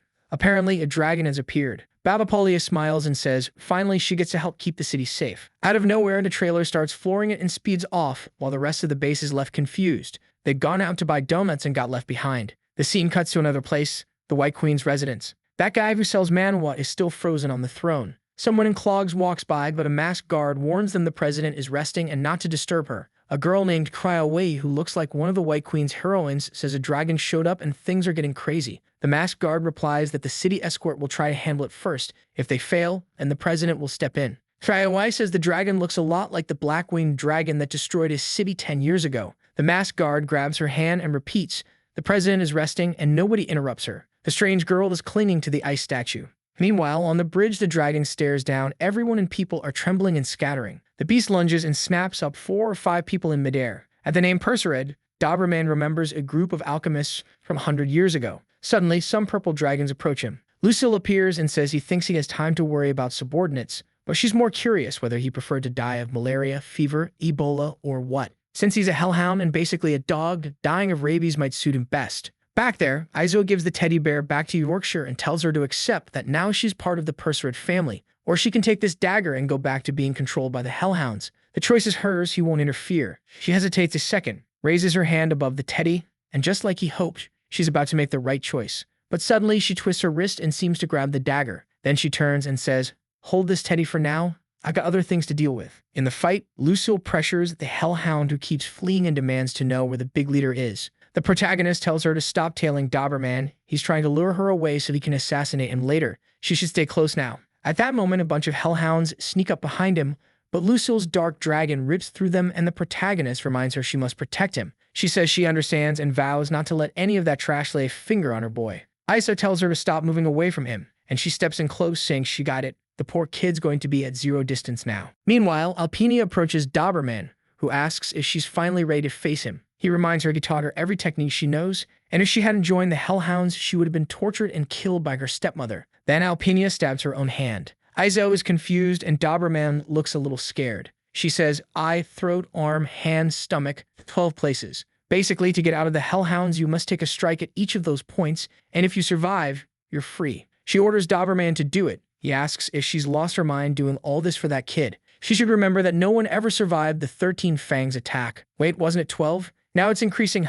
Dirty trick. Iso shouts from a distance that Alpina shouldn't harm herself. Her body belongs to him, so she has no right. She just turns and says this is her business. If he tries to get involved, the only thing he'll get is a corpse. The poor protagonist standing there with his noise-canceling headset on, saying she's truly impossible to control. Meanwhile, Lucille's finishing off her opponent and asks for permission to go stop that girl. She says it would be easy. Doberman, however, removes his mask and says she's nothing like her mother. That woman wouldn't waste time asking others to save her. She'd have already gone straight for his throat. Yorkshire asks if he really knows who her mother is. He says there's no reason to hide it. Her mother was the strongest hellhound hunter and also his teacher. It was a shame she fell into the hands of some second-rate actor. She tried escaping once but was stopped, and her master brought her down. Still, she kept trying again and again. In the end, the master gave the order, and Doberman himself had to deal with her personally. Before she died, she begged him to let her finish sewing that teddy bear. Why is he telling her all this? Obviously, Yorkshire's losing it, shouting that she swears she'll kill him. He smirks, saying now she finally looks ready. He had no interest in keeping around trash like her, wagging her tail for someone else. Then their fight finally begins, both charging at each other. Explosions, flashes, blades clashing everywhere. They cross paths in a blur. Yorkshire ends up with a gash on her face, and Doberman says her emotions have made her weak. But then he realizes his heart's been sliced. He falls to his knees, asking if she really learned the technique of the Abyss of the Heartbreaker. What a name. She replies that he once said the first person to master it would be the one to kill him. He looks down and mutters that now he understands what destiny means. That was the last technique their master taught him, and ironically, he used it to kill her. Now, as he fades away, he says it's incredible. Even her voice sounds exactly like their master's. That he drops a key, and Yorkshire catches it midair. Lucille's standing there like me, thinking, wow, that was kinda sad, and way too fast. What a boring fight. Meanwhile, Iso's asking why Yorkshire was running away. Lucille explains the girl realized that now that she's killed Doberman, her life no longer has meaning, and she jumped into the sea. The protagonist goes to check but notices something strange. The bridge is packed with explosives. They're everywhere, and there's an old man holding a detonator, ready to press it. The protagonist tries to activate his suit's anti-gravity system, but the fuel's already empty. And I was just wondering, where the hell is Cheese? Now it makes sense. There's no traffic on the bridge because he's there blocking everyone. He knocked out the guard and, of course, is stopping anyone from interfering with Iso's fight. Then Babapolia shows up in her truck, saying the ice cream's melting and she needs to get through fast. If he lets her pass, she'll let him have a taste, and the way she positions herself makes the rat instantly get what she means. The bastard moves closer, grinning, saying that in that case, he'll have to try it first to see if she really deserves to pass. But Babapolia is already pulling out her shotgun with her other hand. The officer asks what she's doing, and she says she already checked the bridge workers' files, and there's no rodent listed. Considering the recent robberies, this guy might be one of the bank heist suspects. Just as Cheese walks up, all cheerful, big grin on his face, ready to taste the ice cream, the entire bridge explodes. But then we see 2 minutes earlier, the protagonist Dragon unleashing flames everywhere, furious, roaring that he'll tear every last one of those bastards apart. Iso knows that even if he'd had that big armored thing by the cage, he wouldn't have been able to defend against this. Suddenly, he grabs Lucille's arm. That odd girl keeps flushing red all the time. She thinks Iso realized she's actually a stronger, more usable experiment, and now he's even holding her hand. The protagonist just tells her to shut up and jumps too, right as the whole bridge explodes. From a distance, the strange old man watches. If I'm not mistaken, that's the Hellhound's master, right? He says Doberman held on until the last second, but unfortunately, he couldn't kill the woman he loves so much. The elf replies that Doberman practically asked to be killed. The old man says that the moment Doberman met Yorkshire, he became useless. Not to mention that bastard had the nerve to investigate the noble cases he was involved in. They were supposed to inform the Black Palace, locate Yorkshire, and warn about a third strange group interfering in their game. Meanwhile, Cheese calls Iso, asking what happened and why the bridge exploded. The protagonist doesn't answer, and Cheese realizes the kid's done something stupid. He bolts, but Babapolia sees him. Everyone else wants to know what's going on. She stands there calm, saying she almost caught the rat this time. The old head of the association is coughing near death, saying aging is the worst thing in the world and his body can't hold out much longer. He urgently needs that technology. The elf asks if he really believes Golden City holds immortality, and if living forever is that important to him. The old man says an elf who lives thousands of years would never understand. She leans in and tells him not to worry. If he dies, she'll kill herself and go with him. Hey, get out of here, weirdo. The Huntmaster says to the Heron that together they'd become immortal and stay by each other's side forever. Right then, the protagonist appears, asking if the old man is truly after immortality. If that's what he wants, he wouldn't need to beg the nobility. He could hand it over if that's truly his desire. The old man asks who's there, and the protagonist introduces himself, Azo Percival, the most brilliant alchemist of this century. The old man says it's impossible. 200 kilos of high-grade explosives were used. Nobody should have survived that bridge. Izo shows how wrecked his coat is thanks to the junk he prepared, proving they barely made it. We cut to 20 minutes earlier, the moment he jumped with Lucille and the devices started activating. Suddenly, black wings appeared around her, the power rushing toward Izo and wrapping both their bodies into a ball as the massive blast hurled them toward the sea. She's hugging him, calling him a fool. He should run instead of worrying about her, since she's just a black virus. Of everyone in the world, he as the creator should know that best. The Huntmaster asks where the rest of the guards are. Lucille smiles and asks if he means those lovely ones. Apparently they're already in the mouths of her dragons. The old man's confused, asking how both of them survived and what happened. Izo replies that the bombs were way too obvious and whoever detonated them had to be watching everything, so obviously they could only be in that place. The Huntmaster tells him to shut up and get to the point. Izo says he's not asking for much. He's just going to interrogate the old man, torture him until he's close to death, and pull every scrap of information about the hellhounds out of him. He clearly wants to wipe those guys out. The old man laughs, saying the boy's arrogant and will regret surviving that explosion. His body's about to be sliced into 8,000 pieces in a single second. Suddenly, his hand starts trembling like he's trying to press the low button beneath it. Izo tells him it's a shame, looks like he's lost muscle control, huh? The old man doesn't understand why, and Izo explains that the room's already filled with dragon spider venom. He adds that when he entered the room, he noticed 18 of the floor panels were traps. The old man says something's wrong. Not even Doberman knew exactly which tiles were rigged. Izo says it's simple. The experiment beside him can detect things at a molecular level. She told him that 18 tiles in this area had no trace of sugars or peroxides. Strangely, those 18 tiles formed a path leading straight to the throne. So actually, the safe ones were those 18. The rest were all traps. Then the protagonist tells Lucille he's not sure if there are traps near the old man, so she should handle that for him. She says she'll take care of it right now, and her two wolves charge straight at the old man. I thought someone would stop them, but they just dragged him right through. Farcia calls out to him while the old man begs not to be killed. He reveals that someone called the Dog Keeper is the true power behind the Latoma continent's empire, and he created the Hellhounds as an illegal way to assassinate anyone he wanted. They infiltrated the system so deeply that even the Emperor follows their orders. The protagonist laughs, saying it's funny how a man who's trained killers for 150 years is now reduced to baiting a kid who hasn't even turned 18. He tells him to start talking, to list all of his dealings and arrangements with the nobles. The old man's stammering, pleading for his life, but it looks like he loses consciousness. Then something injects into his neck, and when he opens his eyes again, he looks young, rejuvenated. Iso shows him a video telling him to be impressed. He's been reverted to his prime. The old man, confused like me, asks if the boy really possesses immortality and why he helped him. Izo explains that it's because his goal is to eliminate every noble in this world and seize control of the Golden City. The old man nods, realizing Iso wants the information he has about the nobility. Then the scene cuts to a girl being tortured. It's hard to even understand what's happening. She's stretched out above a cauldron, and I think they're collecting her sweat into a jar. Dear God, this guy's on a level I can't even comprehend. And the worst part? I think that's Rene's father, Inju. He says he's bored, so terribly bored, because even after all this time, no one dares to kill him. Looks like those women were hellhound assassins. The Huntmaster explains to the protagonist that they made a bet with the nobles. If the hellhounds could injure a noble, they'd earn recognition. The protagonist asks why the nobles would want to be attacked. Were they bored or something? Was the city too peaceful, the heroes too restless? The Huntmaster says exactly.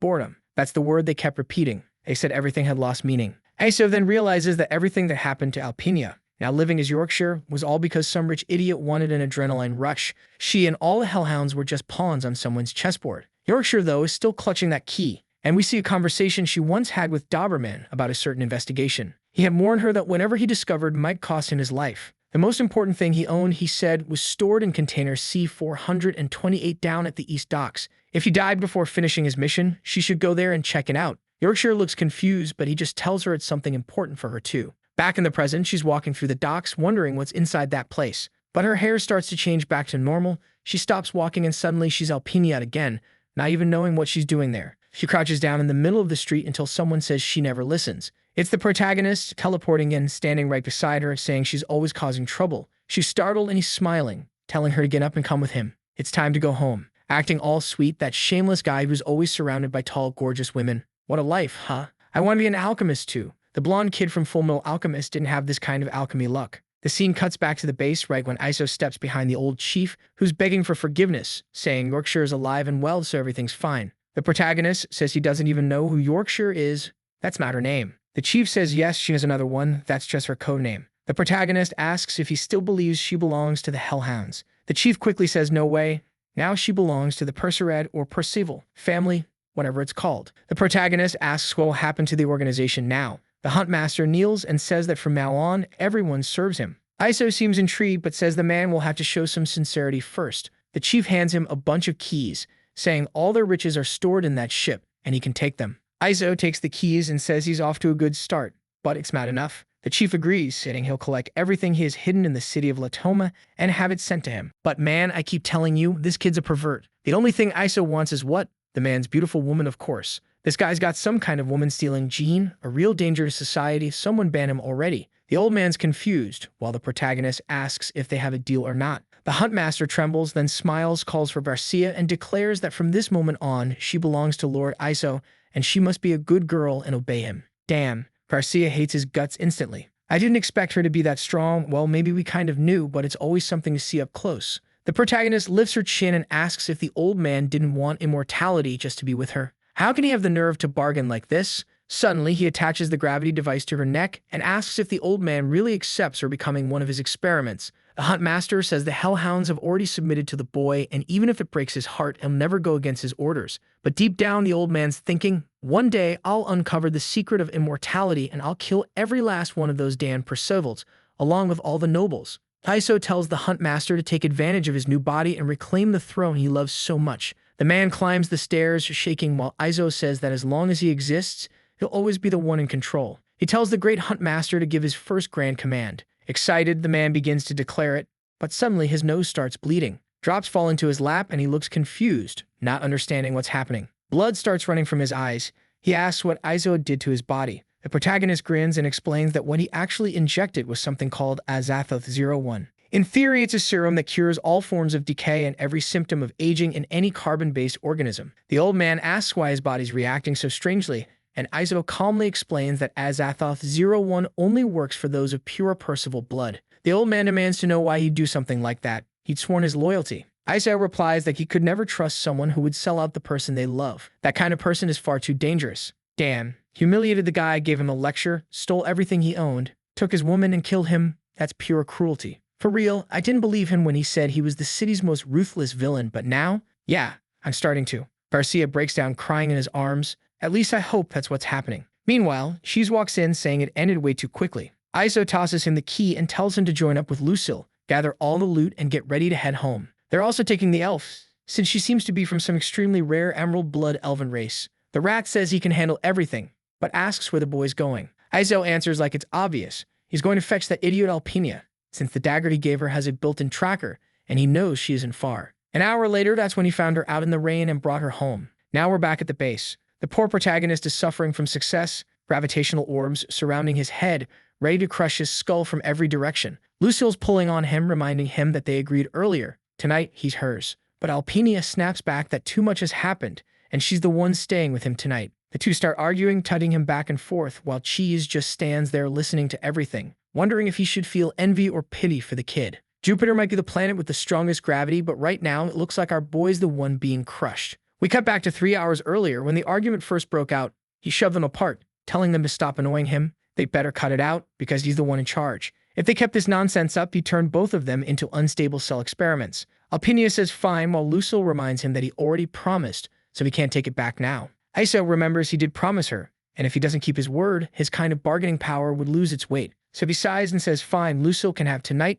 and she celebrates like she just won a prize. Then he turns to Alpinia and says since she disobeyed him, she's not sleeping there tonight. She looks ready to cry, but he orders her to stop whining, grab her blanket, and leave. She gives him one last hurt look and walks out, all sad, while Lucille smirks from the corner. He warns her that if she says one more word to taunt Alpinia, she's sleeping on the floor herself. The moment the door closes, the crazy villain makes her move. He tells her to back off, that he needs to use the bathroom. He's thinking about how he's supposed to survive the night when Lucille suddenly appears, calling him cute. The poor guy jumps, falls backward. Good God. I'm not even describing that scene. Image 1 to image 2, she says something about inorganic salts and that he's healthy. Thank heaven. The protagonist grabs a shower head, sprays her down, brushes his teeth, and tells her to get out of there. The lunatic grins, showing her teeth, saying they're clean, and he tells her to open her mouth so he can check if her breath's normal. Obviously, when she does, she gets close again and pounces on him, pinning him down. He warns her that if she tries something like that again, she's getting thrown out into the living room. She says she understands, but her face definitely says otherwise.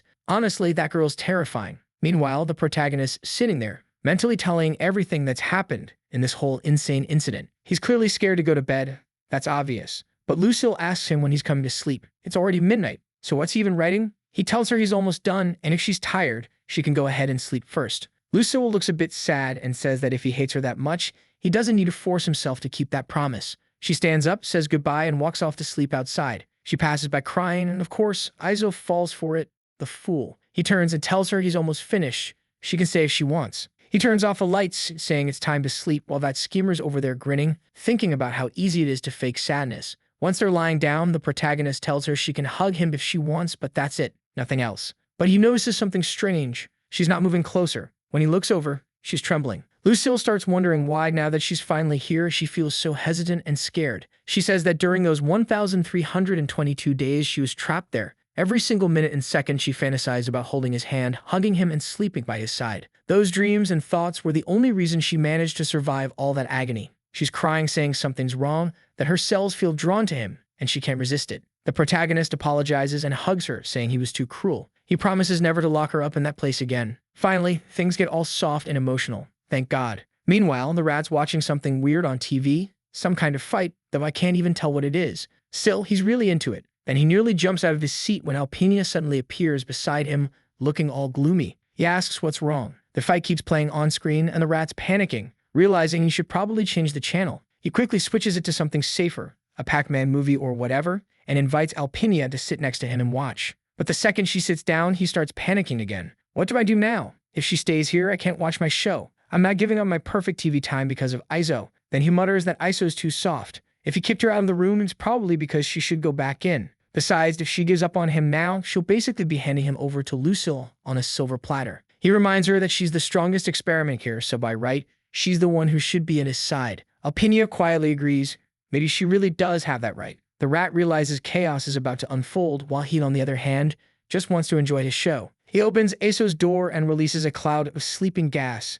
Sleep Formula No. 3. Extremely powerful stuff. He fits a mask over Alpinia's face, starts counting down, and at 1, he tells her to have a good night's rest. She thanks him, crawls through the doorway, and he gently closes it, pulls off the mask, and sighs in relief. Now he can finally watch his precious fight in peace. Back in the room, Alpinia slowly crawls closer, spotting Lucille sleeping tightly against the protagonist. The moment she sees it, she rips the mask off, furious at the sight. Lucille, though, just grins, saying she should thank Cheese for releasing that gas. Now the boy Aizo can't do anything. Alpinia lunges, but Lucille blocks, and the fight spills out of the bed. Alpinia yells that eating the master is forbidden, and Lucille fires back that she wasn't eating, she just gave him a tiny lick on the neck. At that moment, though, her hand starts burning, and she remembers the arm of the flame angel that scorched her completely before. There's no way she can win this, not without losing her chance entirely. Lucille warns her that if she uses that heat-based power now, she might hurt Aizo. The power fades, and Lucille smirks, saying they're both high-risk experiments. She admits Alpinia's strong, maybe they could share his love then 50-50, one on the left and one on the right.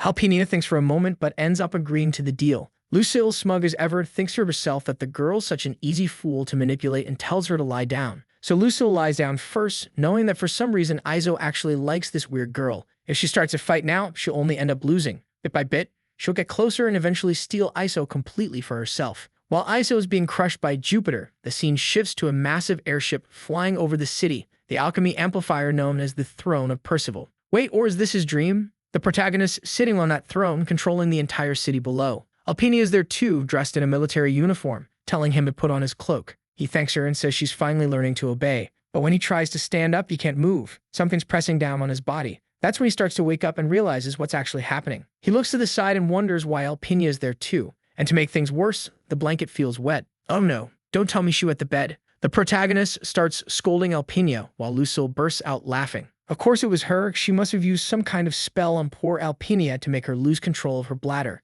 Obviously, her plan was to make sure Aizo would never let Alpinia sleep next to him again. And it works, because Aizo declares that Alpinia is banned from sleeping there from now on. He says he can't risk the fluids of a high-risk experiment contaminating his space and putting his life in danger. Lucille says it's a shame. Now she's the only one who'll get to sleep with him. But he cuts her off immediately, saying both of them are getting their own separate rooms and sleeping alone. Lucille's confused, saying that doesn't make sense. She wasn't the one who made the mess. Aizo replies that she's too heavy and keeps crushing him, so it won't work either. She pouts, saying she's light as a feather, so he shouldn't worry about that. But Aizo turns away and says he knows exactly who caused what happened to Alpinia, Both of them are important experiments and they need to learn to live independently instead of clinging to him all day. Lucille nods, but at the same time wraps herself around his leg, promising that from now on she'll obey. All she wants is to stay close at night. Alpinia says the same thing, and now both of them are crying at his feet. That's when she steps in, saying that's enough. Izo is the head of the Percival family and the president of the Research Association, not some toy for them to fight over. Any experiments that disobey orders and don't stay in their assigned places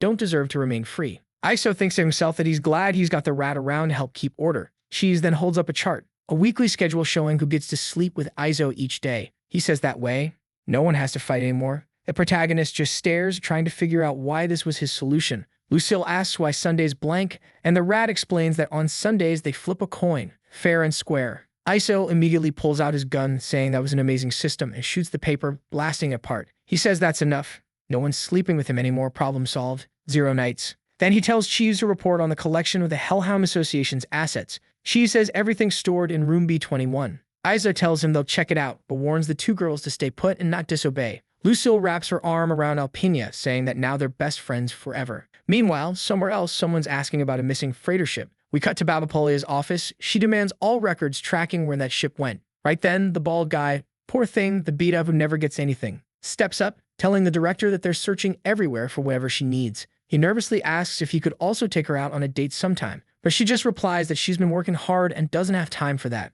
Still trying his luck, the guy offers her a ring with an authentic sea stone worth 20,000 gold coins. He says he originally bought it for his 50th wedding anniversary, but now he wants to give it to her instead. One of the guards grabs him, saying he can't just give a gift like that to his boss. Babapolia tells him that if he manages to find out where that ship went, then he'll get his date. As for the ring, he should hand it back to his wife. Back at the base, they're inside warehouse B21, and the protagonist itching to check out everything they've received. Cheese reaches into his chest, pulls something out, throws it onto the ground. Suddenly, the whole floor glows purple, and a massive ship materializes right in front of them. Izo already knows. She says, I bet the city security guys are losing their minds trying to find this ship without having a clue where it went. But they have no idea subspace alchemy even exists. With that, the two of them jump inside. Cheese starts listing all the items there, and the total value comes out to around 200 million. The protagonist thanks him, since they're gonna need to burn a lot of money to build the next alchemy tools. Cheese also mentions there were 4 hellhounds there, kind of knocked out, and the protagonist orders a brainwash, installs some control devices on them, and sends them back. If those guys climb the ranks in the organization, they'll have some solid infiltrators. All that was left was to check the containers meant to be sent to the nobles, and Iso told him to open them. He grabbed the blowtorch, melted the door, and the moment it opened, Iso got this strange feeling that something weird was waiting inside. Suddenly, what looked like a red eye stared back at him from the darkness, and he immediately told Cheese to back off. Both of them ran out fast, but a creature with tentacles lunged at them, 1 attack for each. Damn, it was one ugly monster. And the worst part, Cheese told him to look at one of the tentacles. There was kind of an armor piece attached, carrying the symbol of Iso's family. The protagonist found that weird. That was his family's emblem, used only for high-risk biological weapons. It made no sense for it to be on that creature, but Cheese just said they'd figure it out later. For now, they needed to restrict its movements. He threw one of those spider poison bombs, but the monster started absorbing it through its nose. The big rat is confused. How the hell was that thing absorbing something that knocks out every other monster? Izo moves to the side and fires that weapon that turns anything into slime. The item starts to work, and Cheese says now it's gonna be easy.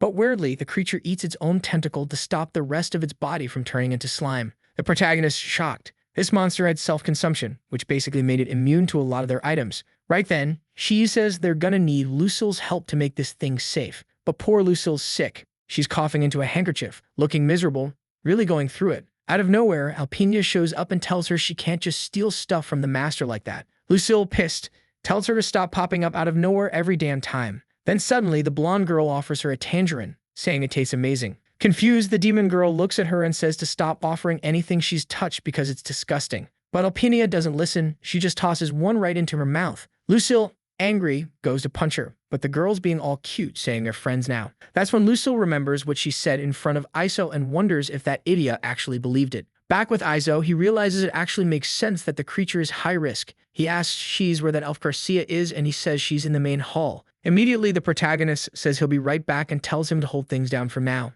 Man, he finds the poor girl chained up in an electrostatic trap with dragon venom underneath. Yeah, there's no way she's escaping that. The protagonist, though, goes gentle, frees her, and she collapses on the floor, huge as ever. He rushes to help her, telling her to drink the antidote so she can move again. But damn, that woman's dangerous. The moment she takes a sniff, She grabs a blade and tries to end herself. The protagonist has to stop her, hurting his own hand in the process, telling her she didn't understand.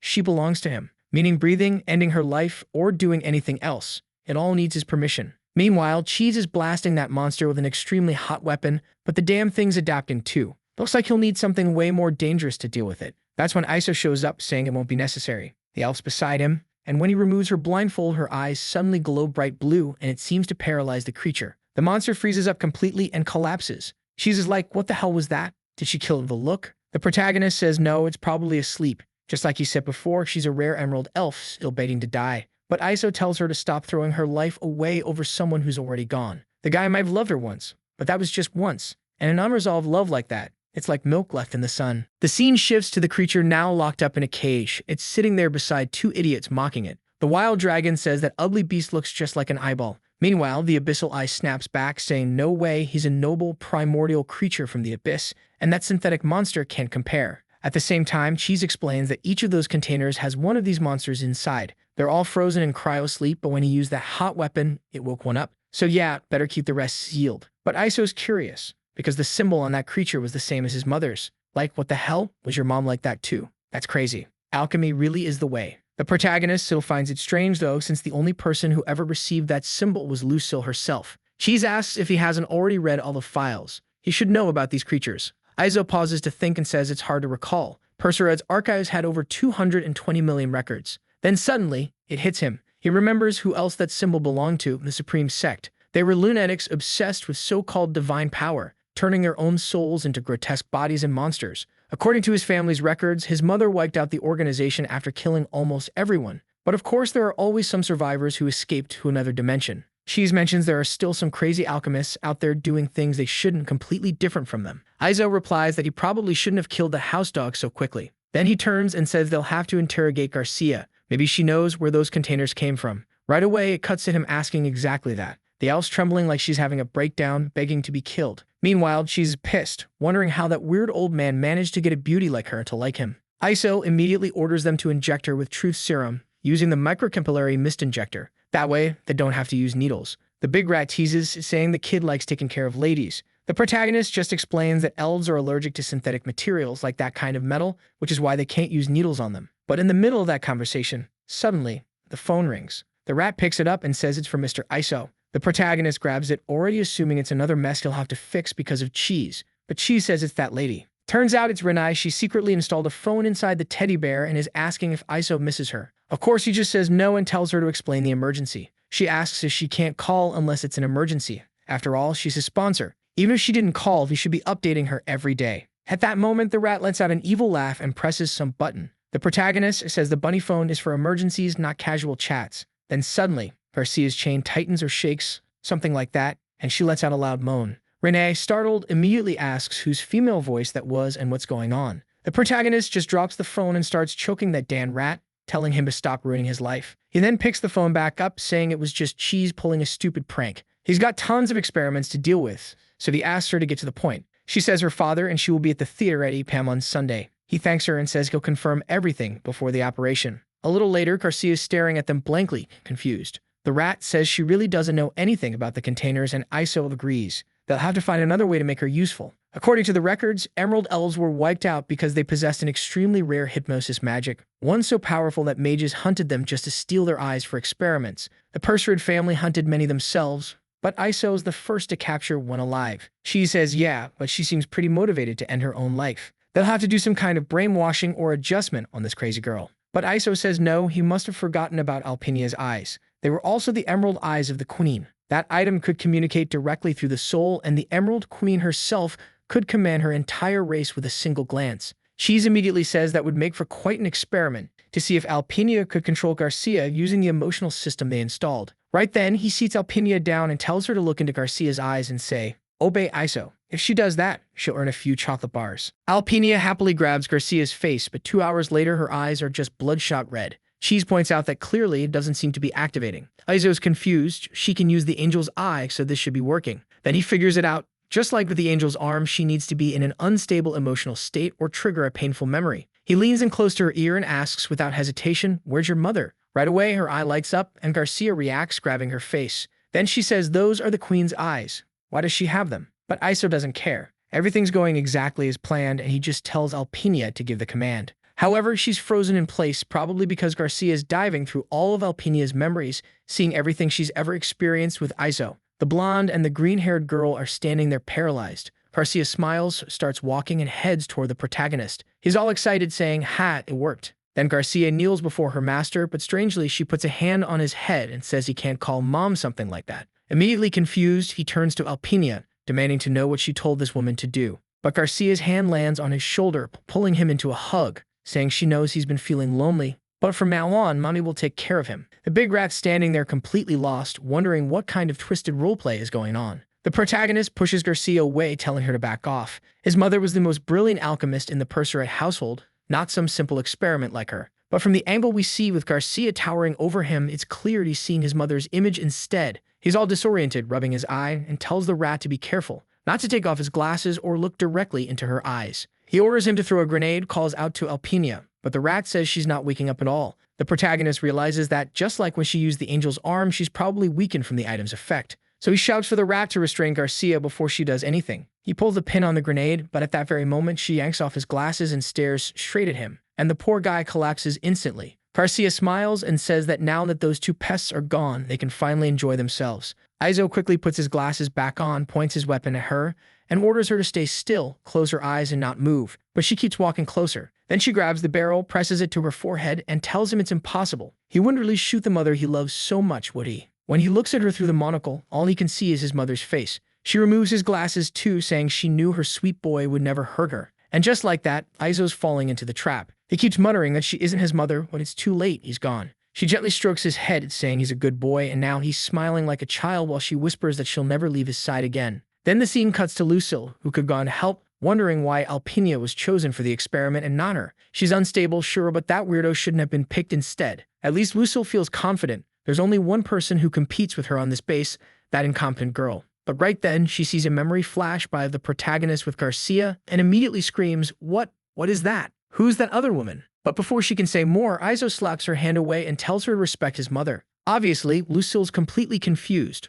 What's this about a mother? Garcia then takes Lucille's face in her hands and asks if she likes Iso too. Furious, Lucille says only she can call him that, but at the same time Garcia activates some kind of power, forcing Lucille to drop what she was holding. The Emerald takes effect, she closes her eyes and Iso lays her down on the couch. But then Garcia, overtaken by the poison, knocks over a glass and collapses to the floor, her arms starting to corrode. The protagonist quickly grabs a viral suppression injection. He says that, unfortunately, for faster absorption, it has to be applied to the glute, just like in a hospital. Yeah, you can already imagine the situation. He's completely red-faced, while Garcia murmurs that Mommy's afraid of needles and he should be gentle. What the hell is going on? People in the chat are saying this is straight out of a movie, what a mess. Min hesitates, the needle gets closer, and as soon as it goes in, she screams, I mean, the syringe was huge. Anyone would yell with something like that. The protagonist warns that, unfortunately, one dose might not be enough. She says she understands, but asks him to be a little gentler this time. Meanwhile, the portrait of his mother seems to be watching this disaster unfold as if her image is being desecrated. He apologizes under his breath, while Garcia sweetly says, It's okay, darling, I know you're just taking care of me. And oh god, the whole thing's absurd. Then the item around his neck, known as the heart of a Percered, detects that his mind is being contaminated. It triggers a transfer from his right twin core, creating a mental protection field around him. From the bed, Garcia, still caught in that strange trance, murmurs that her little boy has to take care of her, that it hurts so much. Inside his own mind, he's trying to figure out how the hell he ended up in this situation. He remembers that Garcia's jade ability shouldn't be able to rewrite his memories. Maybe it had something to do with the queen's eye that was inside Alpinia. He realizes that maybe the words used or the way Alpinia interpreted the command were completely wrong, and he needs to fix it. He has to wake Alpinia up fast and remove Garcia's condition, because something's definitely off. Oh, now it makes sense. Alpinia used the queen's eye to activate Garcia's eye while imprinting the thought in her mind that she was Iso's mother, basically commanding her to take care of him. That's what happened. Now Iso tells her to stay still, saying this charade is over. But then Garcia turns toward him, wondering why the Percered's mental defense didn't trigger instantly. At that moment, she takes his hand. She's lying there on the bed, sad and massive, asking if he doesn't love Mommy anymore. Oh, for crying out loud. He's furious that she's acting like that, yet at the same time admits that her soft body carried the same scent as his mother's. Okay, that's weird. He already purified the psychic pollution from the Queen Elf's eye, so this doesn't make sense. Trying to regain control, he says if she promises to obey him from now on, then he won't leave. Garcia replies that he can trust her. Mommy always obeyed him. He orders her to stop with the mommy nonsense because he's a grown man now. Also, she's not allowed to call him that sweetheart in any situation. She must always use his full name. Garcia says she understands, but while kneeling, she asks if when they're alone, she can use it just between them. He says fine, but if she ever breaks that rule once, they'll never negotiate again. She agrees, then gives a little smile and says, Mommy's boy has grown up into such a strong, independent man. Then she adds that no one else is around, so they should enjoy a hug and some sleep. And yeah, that's clearly his weakness. He's already giving in, thinking there's no fighting fate. Unfortunately, everyone's asleep now, and maybe that's the easiest way to keep her under control. His coat and shoes are by the bedside while she murmurs that she'll never leave him again, tracing a heart shake with her hand. He has no idea what just happened, thank God. But now Garcia is officially on the list of people who share time in his bed. Lucille points at him, demanding to know what the hell just happened. This was a complete disaster. The protagonist says there's nothing he can do. She has a memory link reinforced by a psychic system based on maternal genes, connected through some kind of nerve loop. Whatever it was, it basically meant he couldn't resist it.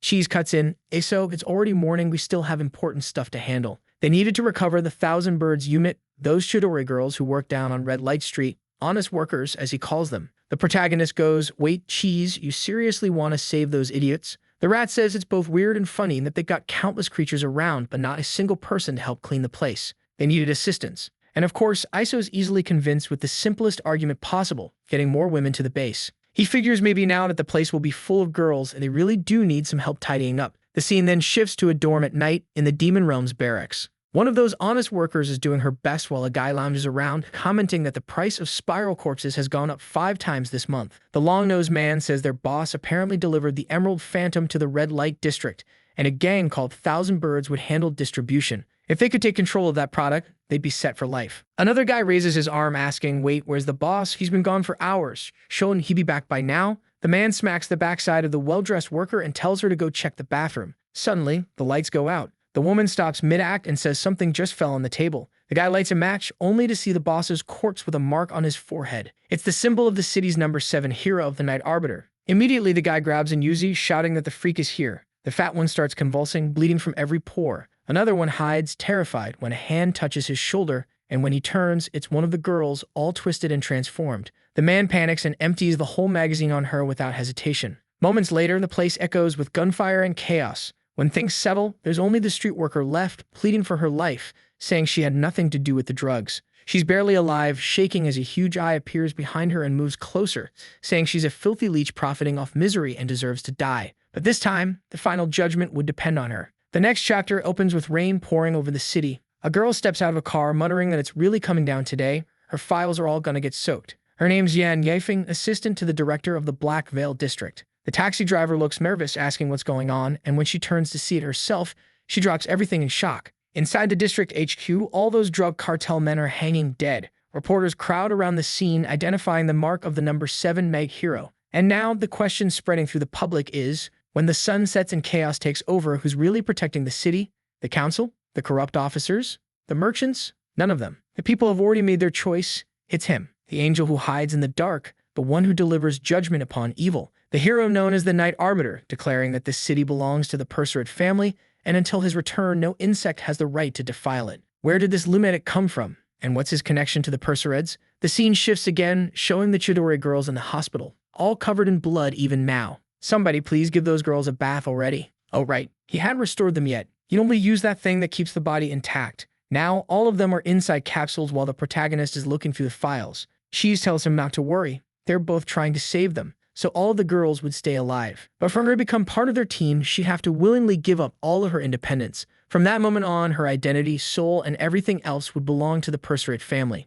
Seeing her 3 friends in such terrible shape, Phoenix says she accepts. The rat immediately tells her to take a bath and put on the uniform. Poor Phoenix is about to suffer and just says she understands. The clothes are folded neatly in the corner, and as she heads to the shower, she can't help but think about how she once swore she'd never depend on a man again. Yet here she was back in the same situation, and all felt like a bad joke. After her bath, she goes to grab the clothes and notices that the silk used for the stockings, or whatever it was made from an extremely rare fabric that cost 5,000 gold bars. Even back when she was earning a lot of money, she never had the guts to buy something that expensive. We've already seen a spoiler that by the end of the month, Izo's gonna scold Cheese for this. Each pair of stockings cost 5,000 and he bought 40 of them. The honest worker puts on the stockings, slips on the little shoes, and looks at the collar. She remembers Cheese saying it was a 5th generation alchemy restriction collar. The moment she put it around her neck, her mind and heart would be monitored and managed by the purser at heart. Instantly, it could trigger an effect, injecting dragon toxin or even sending an electric shock. And if her emotional fluctuation went beyond a certain limit, the system would activate soul destruction alchemy,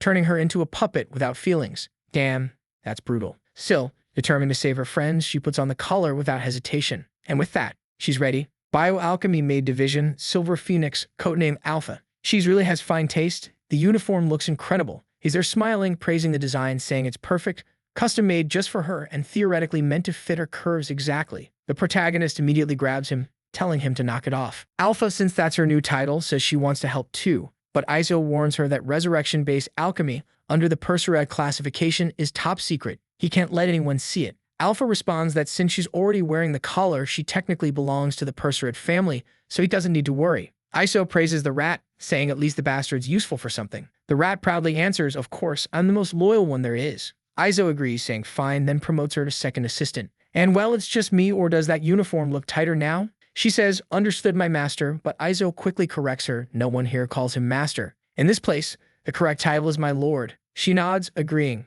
Poor thing's got to humble herself completely, but Iso thanks her anyway. In the lab, Iso hands the notebook to the rat, telling him to check every ingredient carefully and make sure everything's safe. They're working with biochemistry for revival. The rat asks if it's not just about injecting Azoth into the spine. After seeing the whole plan, he wonders why Iso doesn't want to use Azoth 03. Iso explains they can't afford to use something as rare as the essence of life on these girls. Refining even a tiny 40 milliliter amount of Azoth costs about 100 tons of gold. To create that final compound, they'd already used up nearly all the Azoth left by his mother and every bit of money he'd been saving. Not to mention, even though they'd earned a fortune from the hunt master, refining Azoth was incredibly complex and took a long time. He can't afford to spend the remaining Azoth on this base. If Alpina or Lucille ever end up in danger, they'd have nothing left to use. She says he understands, but this plan Iso's working on is far from a simple surgery. It's more like a biochemical experiment that's never been tested on humans. It's madness. Still, Iso calmly says not to worry. He simulated this experiment hundreds of times in his mind,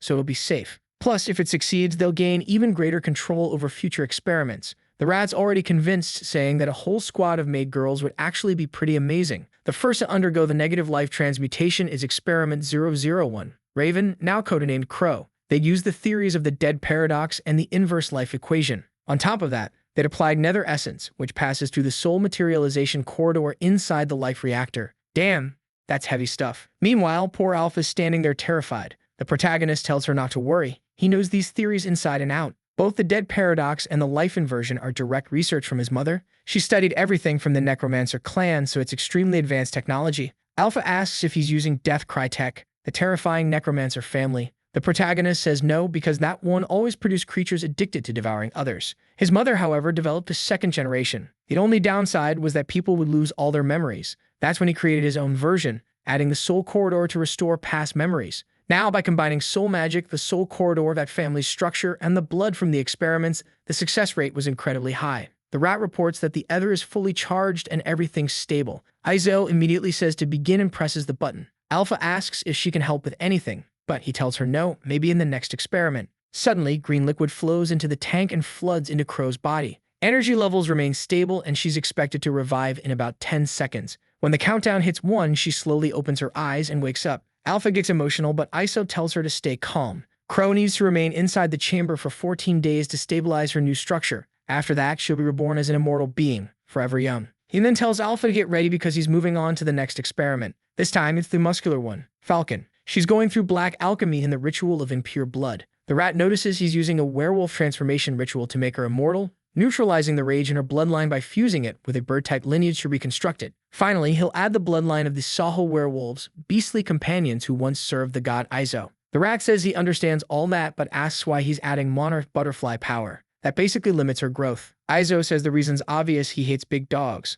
On top of that, he added the butterfly trait so her fur wouldn't grow too long when she transformed, because hairy dogs are disgusting and would dirty the entire base. The rat complains it makes no sense. If he hates dogs that much, why not just do the same process as Crow? Iso answers that every president of the association must have at least one werewolf as a pet. It was his mother's tradition. He says that won't be repeated though and walks off. She stands there wondering if the poor girl's gonna lose her mind once she transforms into a tiny dog. He tells Alpha to say something, but she just replies that if her friend comes back to life, anything, no matter how strange, would be a blessing. The protagonist says she's really smart and tells her she'll be helping him with the instruments once everything starts, while wondering why Alpina and that damn Lucille can't be this obedient. The rat, however, wants to know what exactly he's planning. Aizo explains that the third experiment requires Sierra's wedding dress. Sierra, the bandit of hearts. He has to steal it from the secret exhibition hall, along with the soul-weakening field. But the rat's terrified. He backs up to the far end of the room, saying there's no way he's fetching that thing. Any woman resurrected by it couldn't even be called a woman anymore. Aizo tells him to bring it now, or else he'll put it in the rat's bedroom that night. The poor thing freaks out, saying that's just cruel. A while later, the machinery is ready to revive dear Falcon. Alpha's amazed. She's so young, yet she's already handling extremely complex alchemy equipment. Something about her feels oddly familiar. She remembers a brother named Gol who used to make shoes and clothes for her. And well, look at the outfit he made this time. Dan, the honest worker indeed. The reactions begin as Falcon suddenly feels something growing. A tail, apparently, and the protagonist announces the procedure's finished. Alpha, strangely, steps closer and plants a small kiss on his cheek, leaving him stunned. She apologizes, flustered, saying she got emotional since he brought her back to life and lost control for a second. The truth is, it was kind of an automatic reaction, something she used to do whenever her brother finished his work. The protagonist tells her to be extremely careful with that kind of thing. If Lucille ever saw something like this, there'd be blood everywhere. He also tells her to stop misunderstanding things. He's not saving anyone out of kindness, but because he wants to advance his alchemy. Alpha says she understands, but gently wipes the sweat from his forehead, saying he should rest before the third experiment. Aizo insists he's fine, he has stamina potions, though he wonders if he's been too harsh in her training. She's frighteningly obedient, or maybe she's planning something else. The third experiment begins with that cursed dress. The woman's name was Kinneo and Dan. The thing really looked terrifying. She's activating some portable device trying to trap the dress inside a containment barrier. Aizo snaps at him to stop being an idiot. To capture that item, the suppression level has to be at maximum. He's already had his mind corrupted 3 times. He should have learned his lesson by now. The rat refuses, saying if he sets it to max, he won't be able to see the demon girl's legs. As terrifying as she is, her body's top tier. Aizo scolds him, saying he's really asking to die at the hands of that monster. But still, the soul suppression field is cranked to maximum. The matrix seal activates, and the suspension process begins for Kinneo. Immediately, the protagonist commands to activate the dress. The top chamber opens, and the cursed gown descends toward her body. Her whole form starts glowing red while Alpha and Cheese look horrified. She's thrashing around violently. Alpha, confused, asks if Kinneo is okay. The protagonist says yes. The screaming means the power is transferring perfectly. That's the whole point of the resurrection. The dress keeps contracting until suddenly the entire place fills with a strange red mist. Aizo can't see a thing, but notes that the monitor readings are all stable. He orders the rat to activate ventilation so they can see. The smoke slowly starts to clear, but even after an hour, they still can't see anything. He finally says, Cheese, go take a look at what's going on. But the rat bolts out in a panic, yelling for him to go instead. The protagonist says he can't. He's the lead in this experiment, so he can't personally interfere. That's when Alpha steps up, saying she can go. After all, that girl is her sister. He's helped her solve so many problems, and now she wants to return the favor. Aizo looks at her and asks if she's really underestimating him. Like he'd ever fail at an experiment like this. He praises her loyalty, but tells her she needs to have more faith in her master. He is, after all, the greatest alchemist of this century. Alpha's a bit flustered and just says okay, though she can't help but wonder why her master is so cool and so kind. Honestly, she might really be falling for him. The protagonist opens the capsule and starts heading inside. The radiation levels are high, but his protective cloak should keep him safe. He asks the rat how far and he's reading, but the rat says he has no idea. The protagonist tells him to check the thermal scan, and the rat replies that the entire room's reading as a single heat source. Aizo finds that strange, and suddenly a sharp static sound fills his headset, startling Cheese. The rat grabs the mic and shouts, asking if Aizo can still hear him. Alpha immediately says she's going in. It won't help him if she just waits here. But the rat tells her to stay put. She insists that this is crazy, but he warns her. If Aizo went in alone, that means he already has a plan. Interfering now would only make things worse. Besides, Aizo is a Perserid alchemist. In theory, nothing born in this century could kill him. Inside, the protagonist starts wondering why it's getting harder to breathe, even though the oxygen levels should be normal. The cloak should handle that easily. Then he notices that the fog itself is eating away at the cloak from the outside in. In seconds, it's disintegrating, and before he can react, he's shirtless on the ground with dozens of wires attached to his body. Out of the swirling red haze, something starts to take shape, and there she is, Kinneo, wearing that cursed wedding dress, horns sprouting from her head,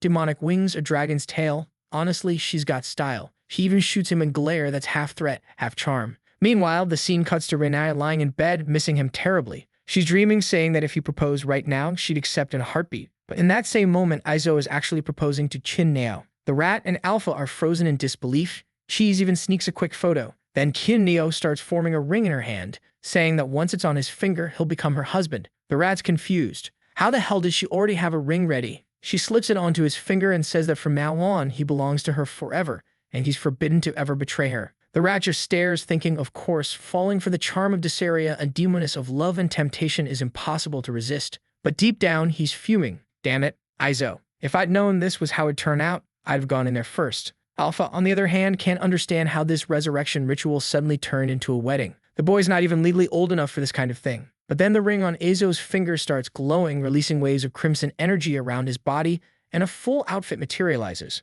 Of course, it's a tuxedo. And damn, the design looks incredible. There's nothing left to do but accept this ridiculous situation. Hineo smiles and says that now that he's wearing her ring, it's his turn to put one on her. The protagonist calmly tells Cheese to prepare that ring. Cheese, completely lost, asks which one he means. Izo says, the one stored in the private vault, code 15464. Cheese pauses, then says, ah, right, got it, while thinking this is about to turn into a full-blown soap opera. Then the scene cuts again to Lucille sitting in boredom. She's been stuck in this place for 2 days because of that stupid rat and is absolutely done with rotting there. The dumb blonde's gone missing, and now it's just her and that fat elf. And yeah, that elf really is chubby. She's there cooking while Lucille's fuming, watching her shake her hips around in that outfit. She shouldn't even be allowed near Izo. Garcia offers her some of the food she made, but Lucille says she's not interested until the smell hits her nose. It actually smells delicious. She snatches it away, thinking maybe that woman's trying to poison her. But whenever, there's no poison deadlier than Lucille herself. Right in the middle of that, Cheese walks by acting all suspicious.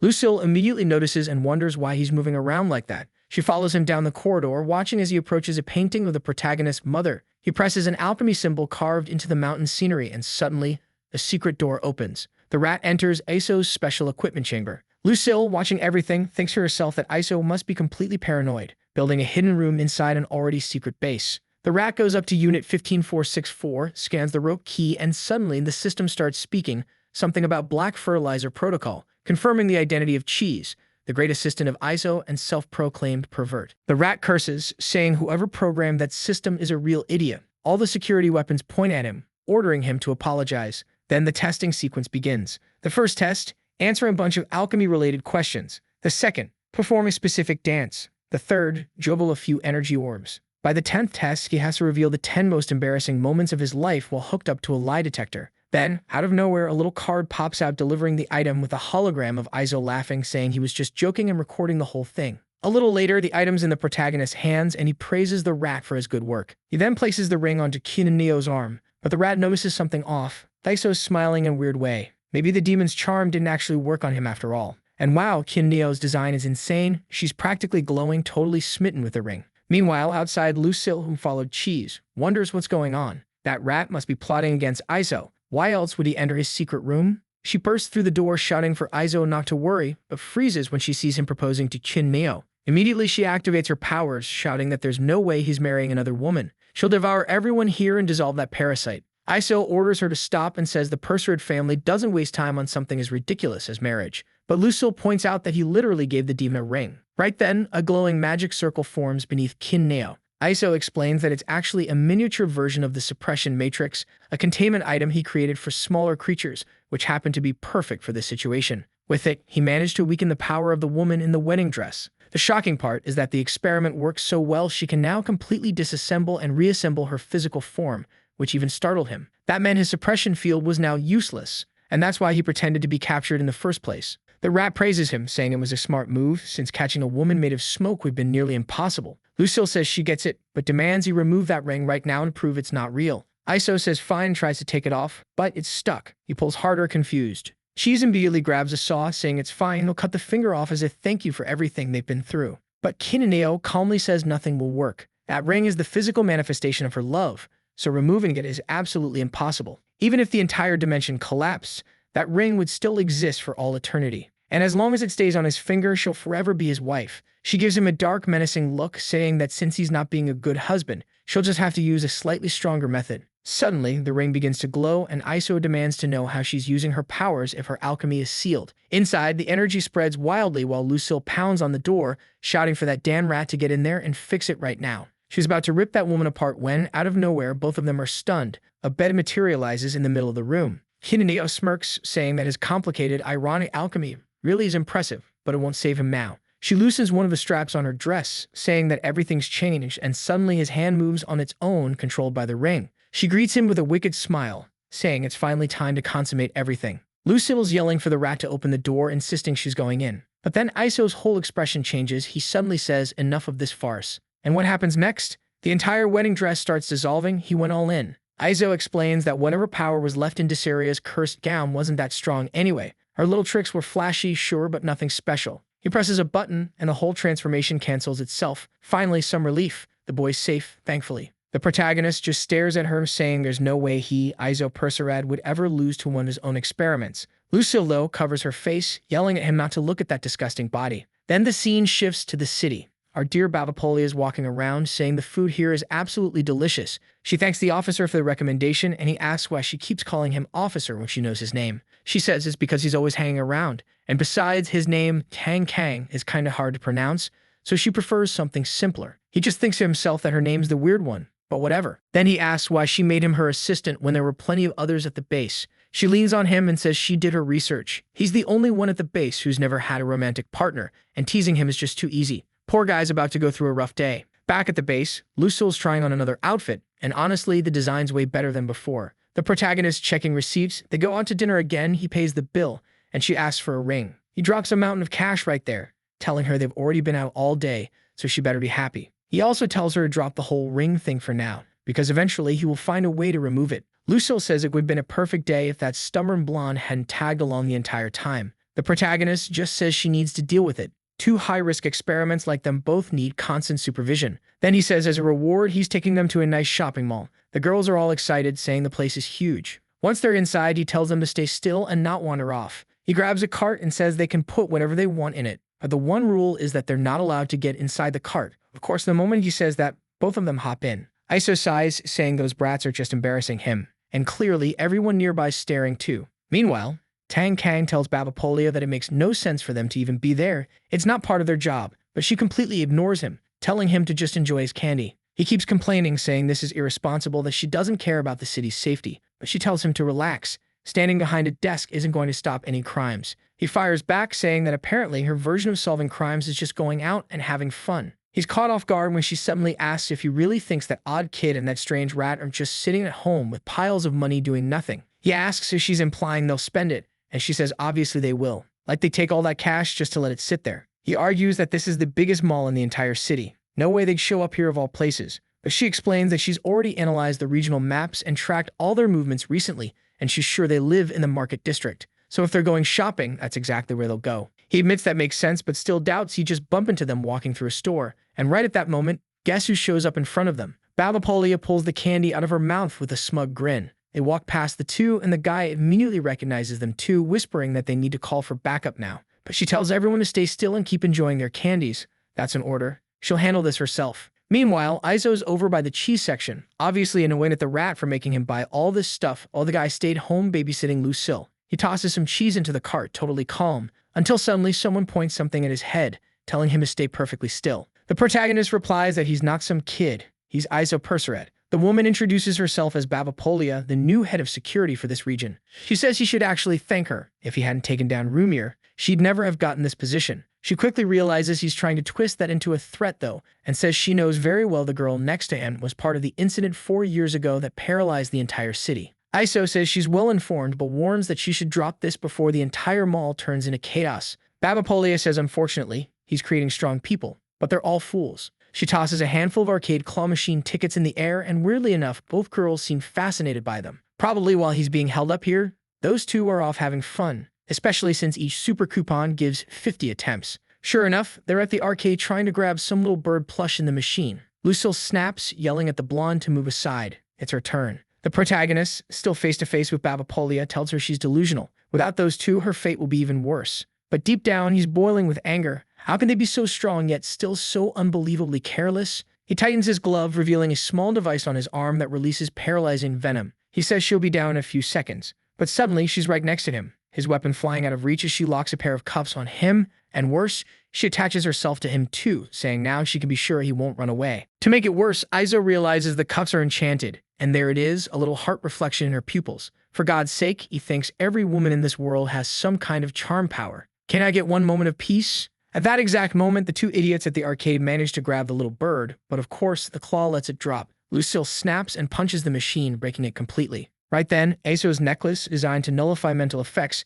activates. Babapoli is startled, and an announcement blares that someone's vandalizing the machines. She suddenly releases Iso, saying she'll arrest him later. Right now, he should go deal with those two troublemakers. But before she can leave, she freezes. There's a scorpion crawling up her neck. She's confused, and Iso calmly tells her to wait as the creature crawls up onto his arm, warning that if she'd taken 1 second longer to remove the cuff, she would have received a deadly poison. He tells her to stop chasing him because she doesn't stand a chance. Babapolia tells him to quit stalling and rescue the girls who are wrecking everything. He just walks past and tells her not to turn around, or tomorrow they'll need a new director. She just stares at him, all smitten. The protagonist bolts off in a panic, wondering where that crazy woman ran off to. Now he has to scold the two idiots who broke the machine and stole a bunch of birds. He warns them none of them will sleep tonight, and they'll have plenty of time to think about what they did. Alpha begs him to be kinder. Keeping them up all night is cruel. The rat says next time call him. He's good at claw machines. Alpha says his pockets were shining, and oh, there was a grenade from Babapolia. He tosses it up in a panic, and it explodes right in the middle of everything.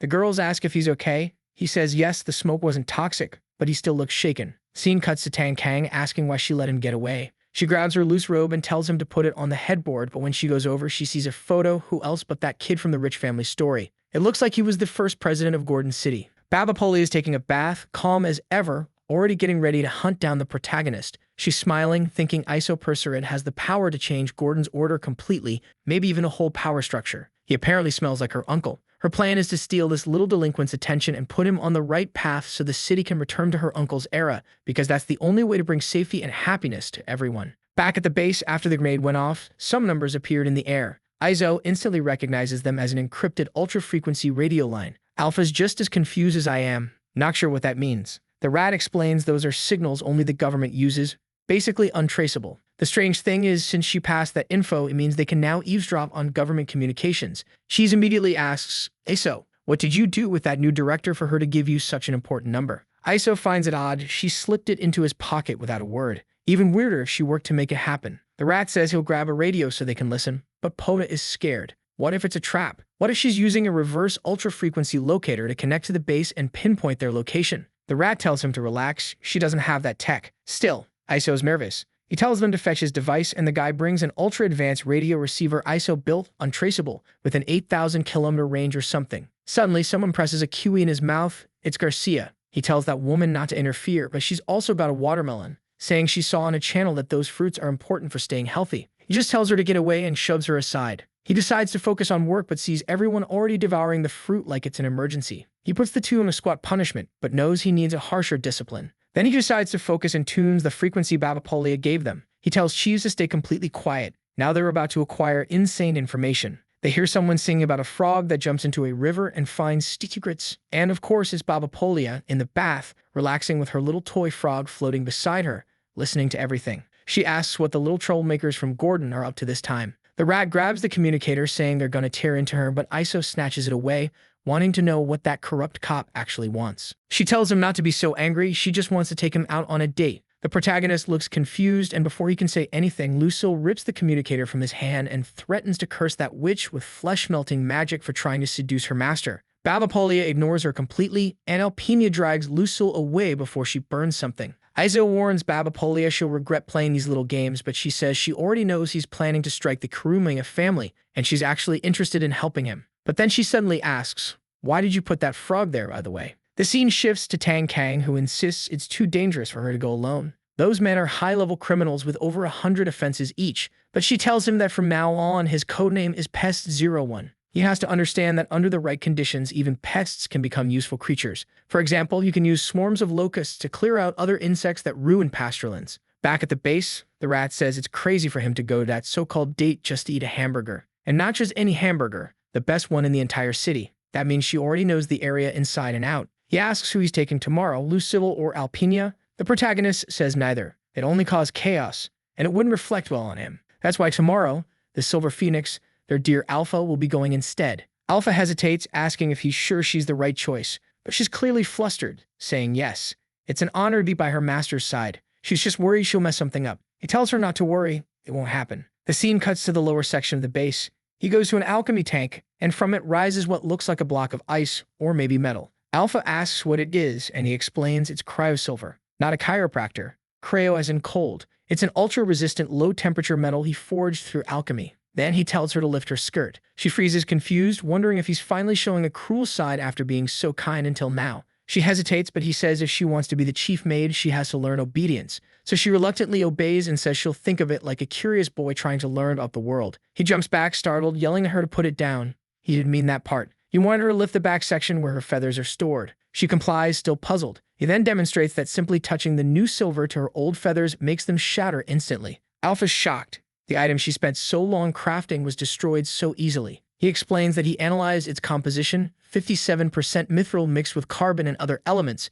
It was a high-grade weapon, but still no match for his creations. She asks what would happen if that metal touched human skin. He explains that since humans are made mostly of carbon, one touch would feel like being hit with an instant freezing spell. She warns him to be careful, but he explains his gloves nullify any special material effects, even extreme cold. She asks if he created this to fight some incredibly strong enemy. He says yes, he designed it to battle lava dragons. But then we flash back to the past where Cheese is complaining that the ice in his drink melts too fast. That's when they made the metal ice cubes, tiny steel blocks that could keep a drink perfectly cold forever. The problem was that if even a bit of it touched your mouth, you'd be completely frozen solid. He explains to her that he's going to forge a new set of feathers using this material, but to handle it properly, she'll have to go through intense cold resistance training. As always, the girls start imagining weird stuff, and Alpha says it'd be embarrassing to stay like that all day. But she gets confused when she realizes he's talking about ice cream. He tells her not to underestimate how dangerous ice cream can be. For a normal human like her, this is the perfect beginner's training. It might look harmless, but if she eats enough of it, it'll start freezing her from the inside, just like the effect of the feathers. Those feathers penetrate the cells and freeze them from within. Alpha says she understands, but doesn't seem entirely convinced. The scene shifts to Chinonio, or I guess now her name's Katanori, which honestly sounds better, opening her eyes with beams of light rising all around her. By then, Alpha had already eaten all the ice cream and says her brain really feels like it's starting to freeze. Aizo tells her that 5 isn't even close to the limit, so she's got to keep going no matter how much it hurts. But suddenly, an alarm blares through the base. Katanori has escaped from her container. They rush to the elevator, sprinting through the hallways toward room 705. When they arrive, she's gone. Aizo finds it strange, the capsule's intact, and the rat points out that the glass around it hasn't been touched either. Alpha asks where she could have gone, and Aizo reminds them she's still wearing the alchemy collar he gave her. He checks her location and freezes. She's in F202. When they get there, she's casually playing with the wild dragon who's bright red and wagging its tail like a happy puppy. Katanori waves with a smile, dressed in a maid outfit, and asks when he was planning to tell her he had such adorable pets. She shouts that she's extremely dangerous, but secretly he's proud because the maid outfit he designed looks perfect on her. The rat explains that the dragon is a descendant of the 6-winged fire dragon Razin. His name's Rizani, and he's been raising him since birth, which is why the creature's so friendly. Aizo, however, is running out of patience. He grabs her hand, activating the ring on her finger. A transmutation circle appears above them, and moments later, she's restrained right in front of him. He tells her that the dragon isn't her toy, and that whole husband thing was just a side effect from the dress of malice. They have absolutely no relationship whatsoever, and she better remember she's nothing more than a maid. Damn, Aizo really put her in her place. Alpha agrees, telling Katanori that since the master brought her back to life, she shouldn't act like that. But then suddenly, a tear falls from Aizo's eye. The rat asks what's going on, and he admits he doesn't know. He just feels weird. Alpha tells him to look at his glove, which is glowing. When he pulls it off, he sees the ring emitting a faint aura. He wonders if this is some hidden function he didn't know about. Katanori explains that it's an emotional link. When she feels sad, he feels it too.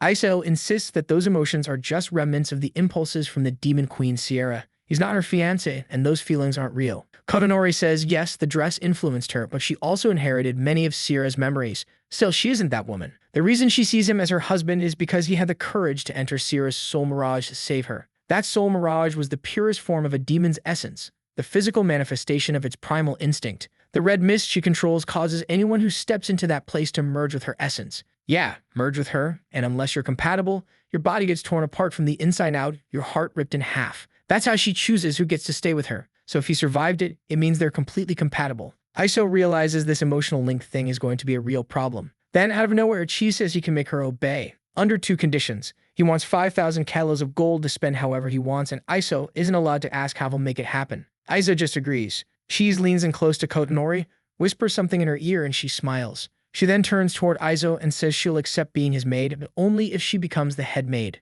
Damn, she just challenged Alpha to a 1v1. The protagonist stays silent, but Alpha immediately steps forward, facing Kotonori head-on. She tells her to remember who the true master is and that she should stop trying to cause trouble. Kotonori replies that she's not the same girl anymore. Besides, this isn't some casual competition. She's the strongest maid in this place. Alpha doesn't look too happy, tightens her fists, and relaxes. She says fine, if Kotonori wants that position, she can earn it. But as she becomes the head maid, she'll have to take care of everyone and serve the master properly. Kotonori looks confused, saying that's not the big sister's usual style. She's normally way more competitive. She can't believe a uniform managed to make her so obedient. But Phoenix thinks about how much the master has already done for them, and she doesn't want to stir up any hatred or fighting. She won't waste energy arguing over who gets to be captain. The protagonist then stands up and says yes, the head maid should be the most powerful one. They'll settle it soon in an official duel, and whoever wins takes the title. Cheese, of course, is thrilled. He says it would be way more fun if all the maids joined in so they could make a full ranking. Kotonori grins, saying she can't wait to crush her big sister. Later, Aizo asks why the rat had to turn it into a full ranking in the first place. The sneaky guy says, what's wrong with having all the maids fight each other in the uniforms I designed? It'll be perfect. Aizo asks if he's sure Kotonori won't cause problems even if she loses. She says yes, then suddenly freezes, asking if Aizo really thinks Alpha can win against a girl who inherited the power of a demon lord. Even with those special feathers he gave her, there's no way. But Aizo insists he has no doubt her weapon's only running at 5% power, and she absolutely has a chance to beat Kotonori. 3 days later, though, we see the poor girl, once so muscular, being strangled. Wait, actually, it looks like she's remembering her time in the Hellhound unit. She wakes up suddenly. Oh god, she's already in a maid outfit. Crow wakes up beside her too, saying she must have been having a nightmare. Falcon gets up, saying she dreamed of that man who trained her like a dog. Then she stops, remembering she should have died by his hand, but lets out a small woof, maybe without realizing it. Right away, she asks why the two of them are wearing these stupid maid outfits. What the hell happened?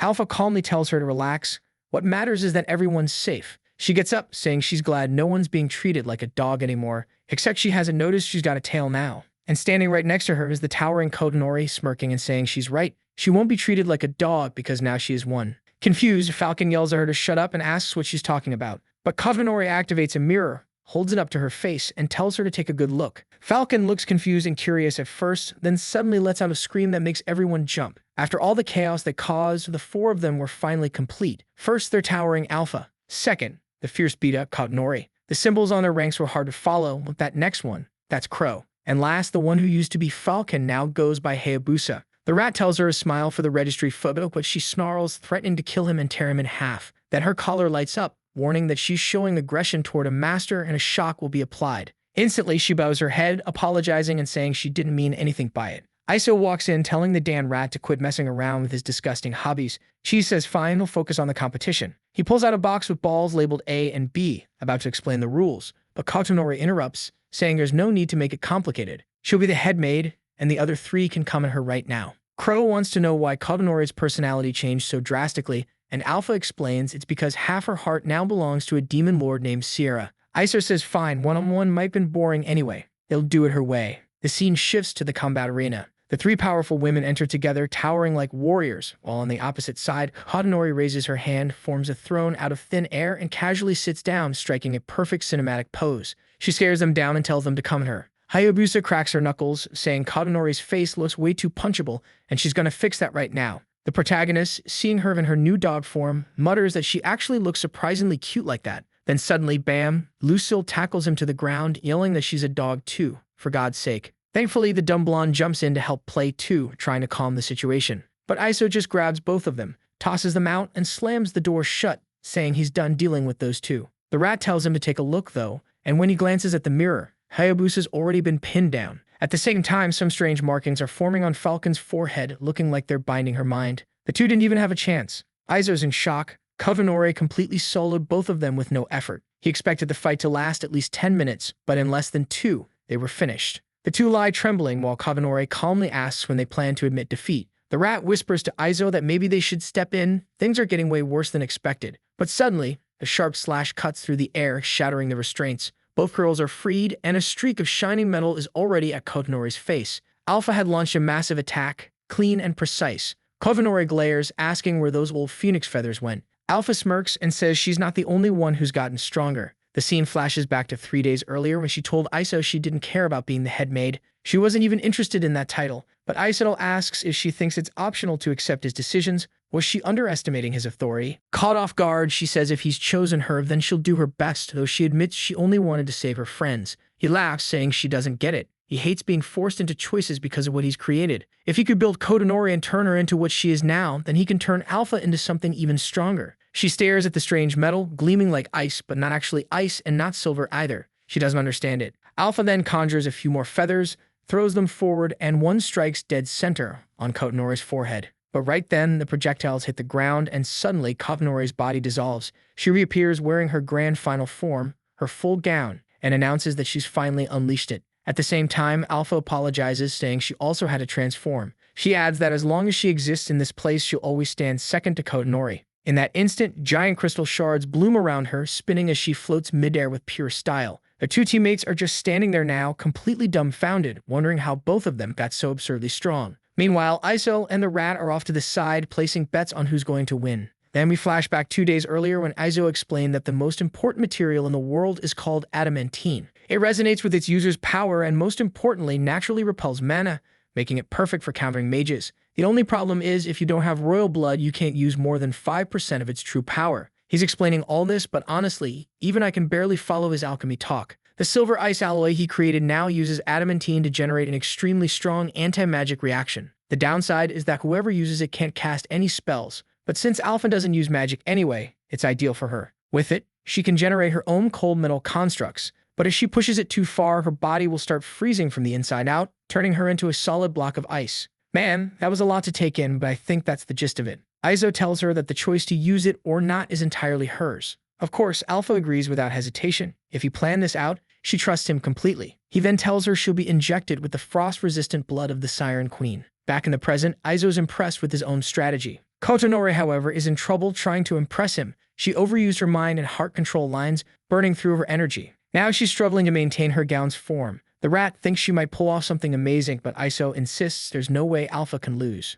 Both of them are shouting for the other to give up, until suddenly their powers cancel each other out. They collapse to the ground unconscious. Iso and the rat just stand there completely baffled. The scene then shifts to a sunny beach where that badass woman, the one who's been teased forever but never actually shows up, finally appears sunbathing. Her friend beside her mentions that because she didn't assist during the bridge incident, the city docked 1,000 hero ranking points from her score. The woman adjusts her sunglasses, saying that just because she's a hero doesn't mean she has to be on call for this damn city 24 hours a day. Her green-eyed friend reminds her that when she became a hero, she took an oath. But the woman just tells her to shut up and leave. She only became a hero to stop criminals from destroying the city her father built. Then another girl wearing a mask asks why she's not taking action, since she already knows the ones causing all this chaos are 2 members of the Percerat family. The sunbathing warrior says it's because the one leading them might actually be her older brother. Her friend looks at her like she's insane. Are you serious? You're the eldest daughter of Lord Gorgon. How could you possibly have an older brother? The woman explains that her mother once told her something strange when she was little.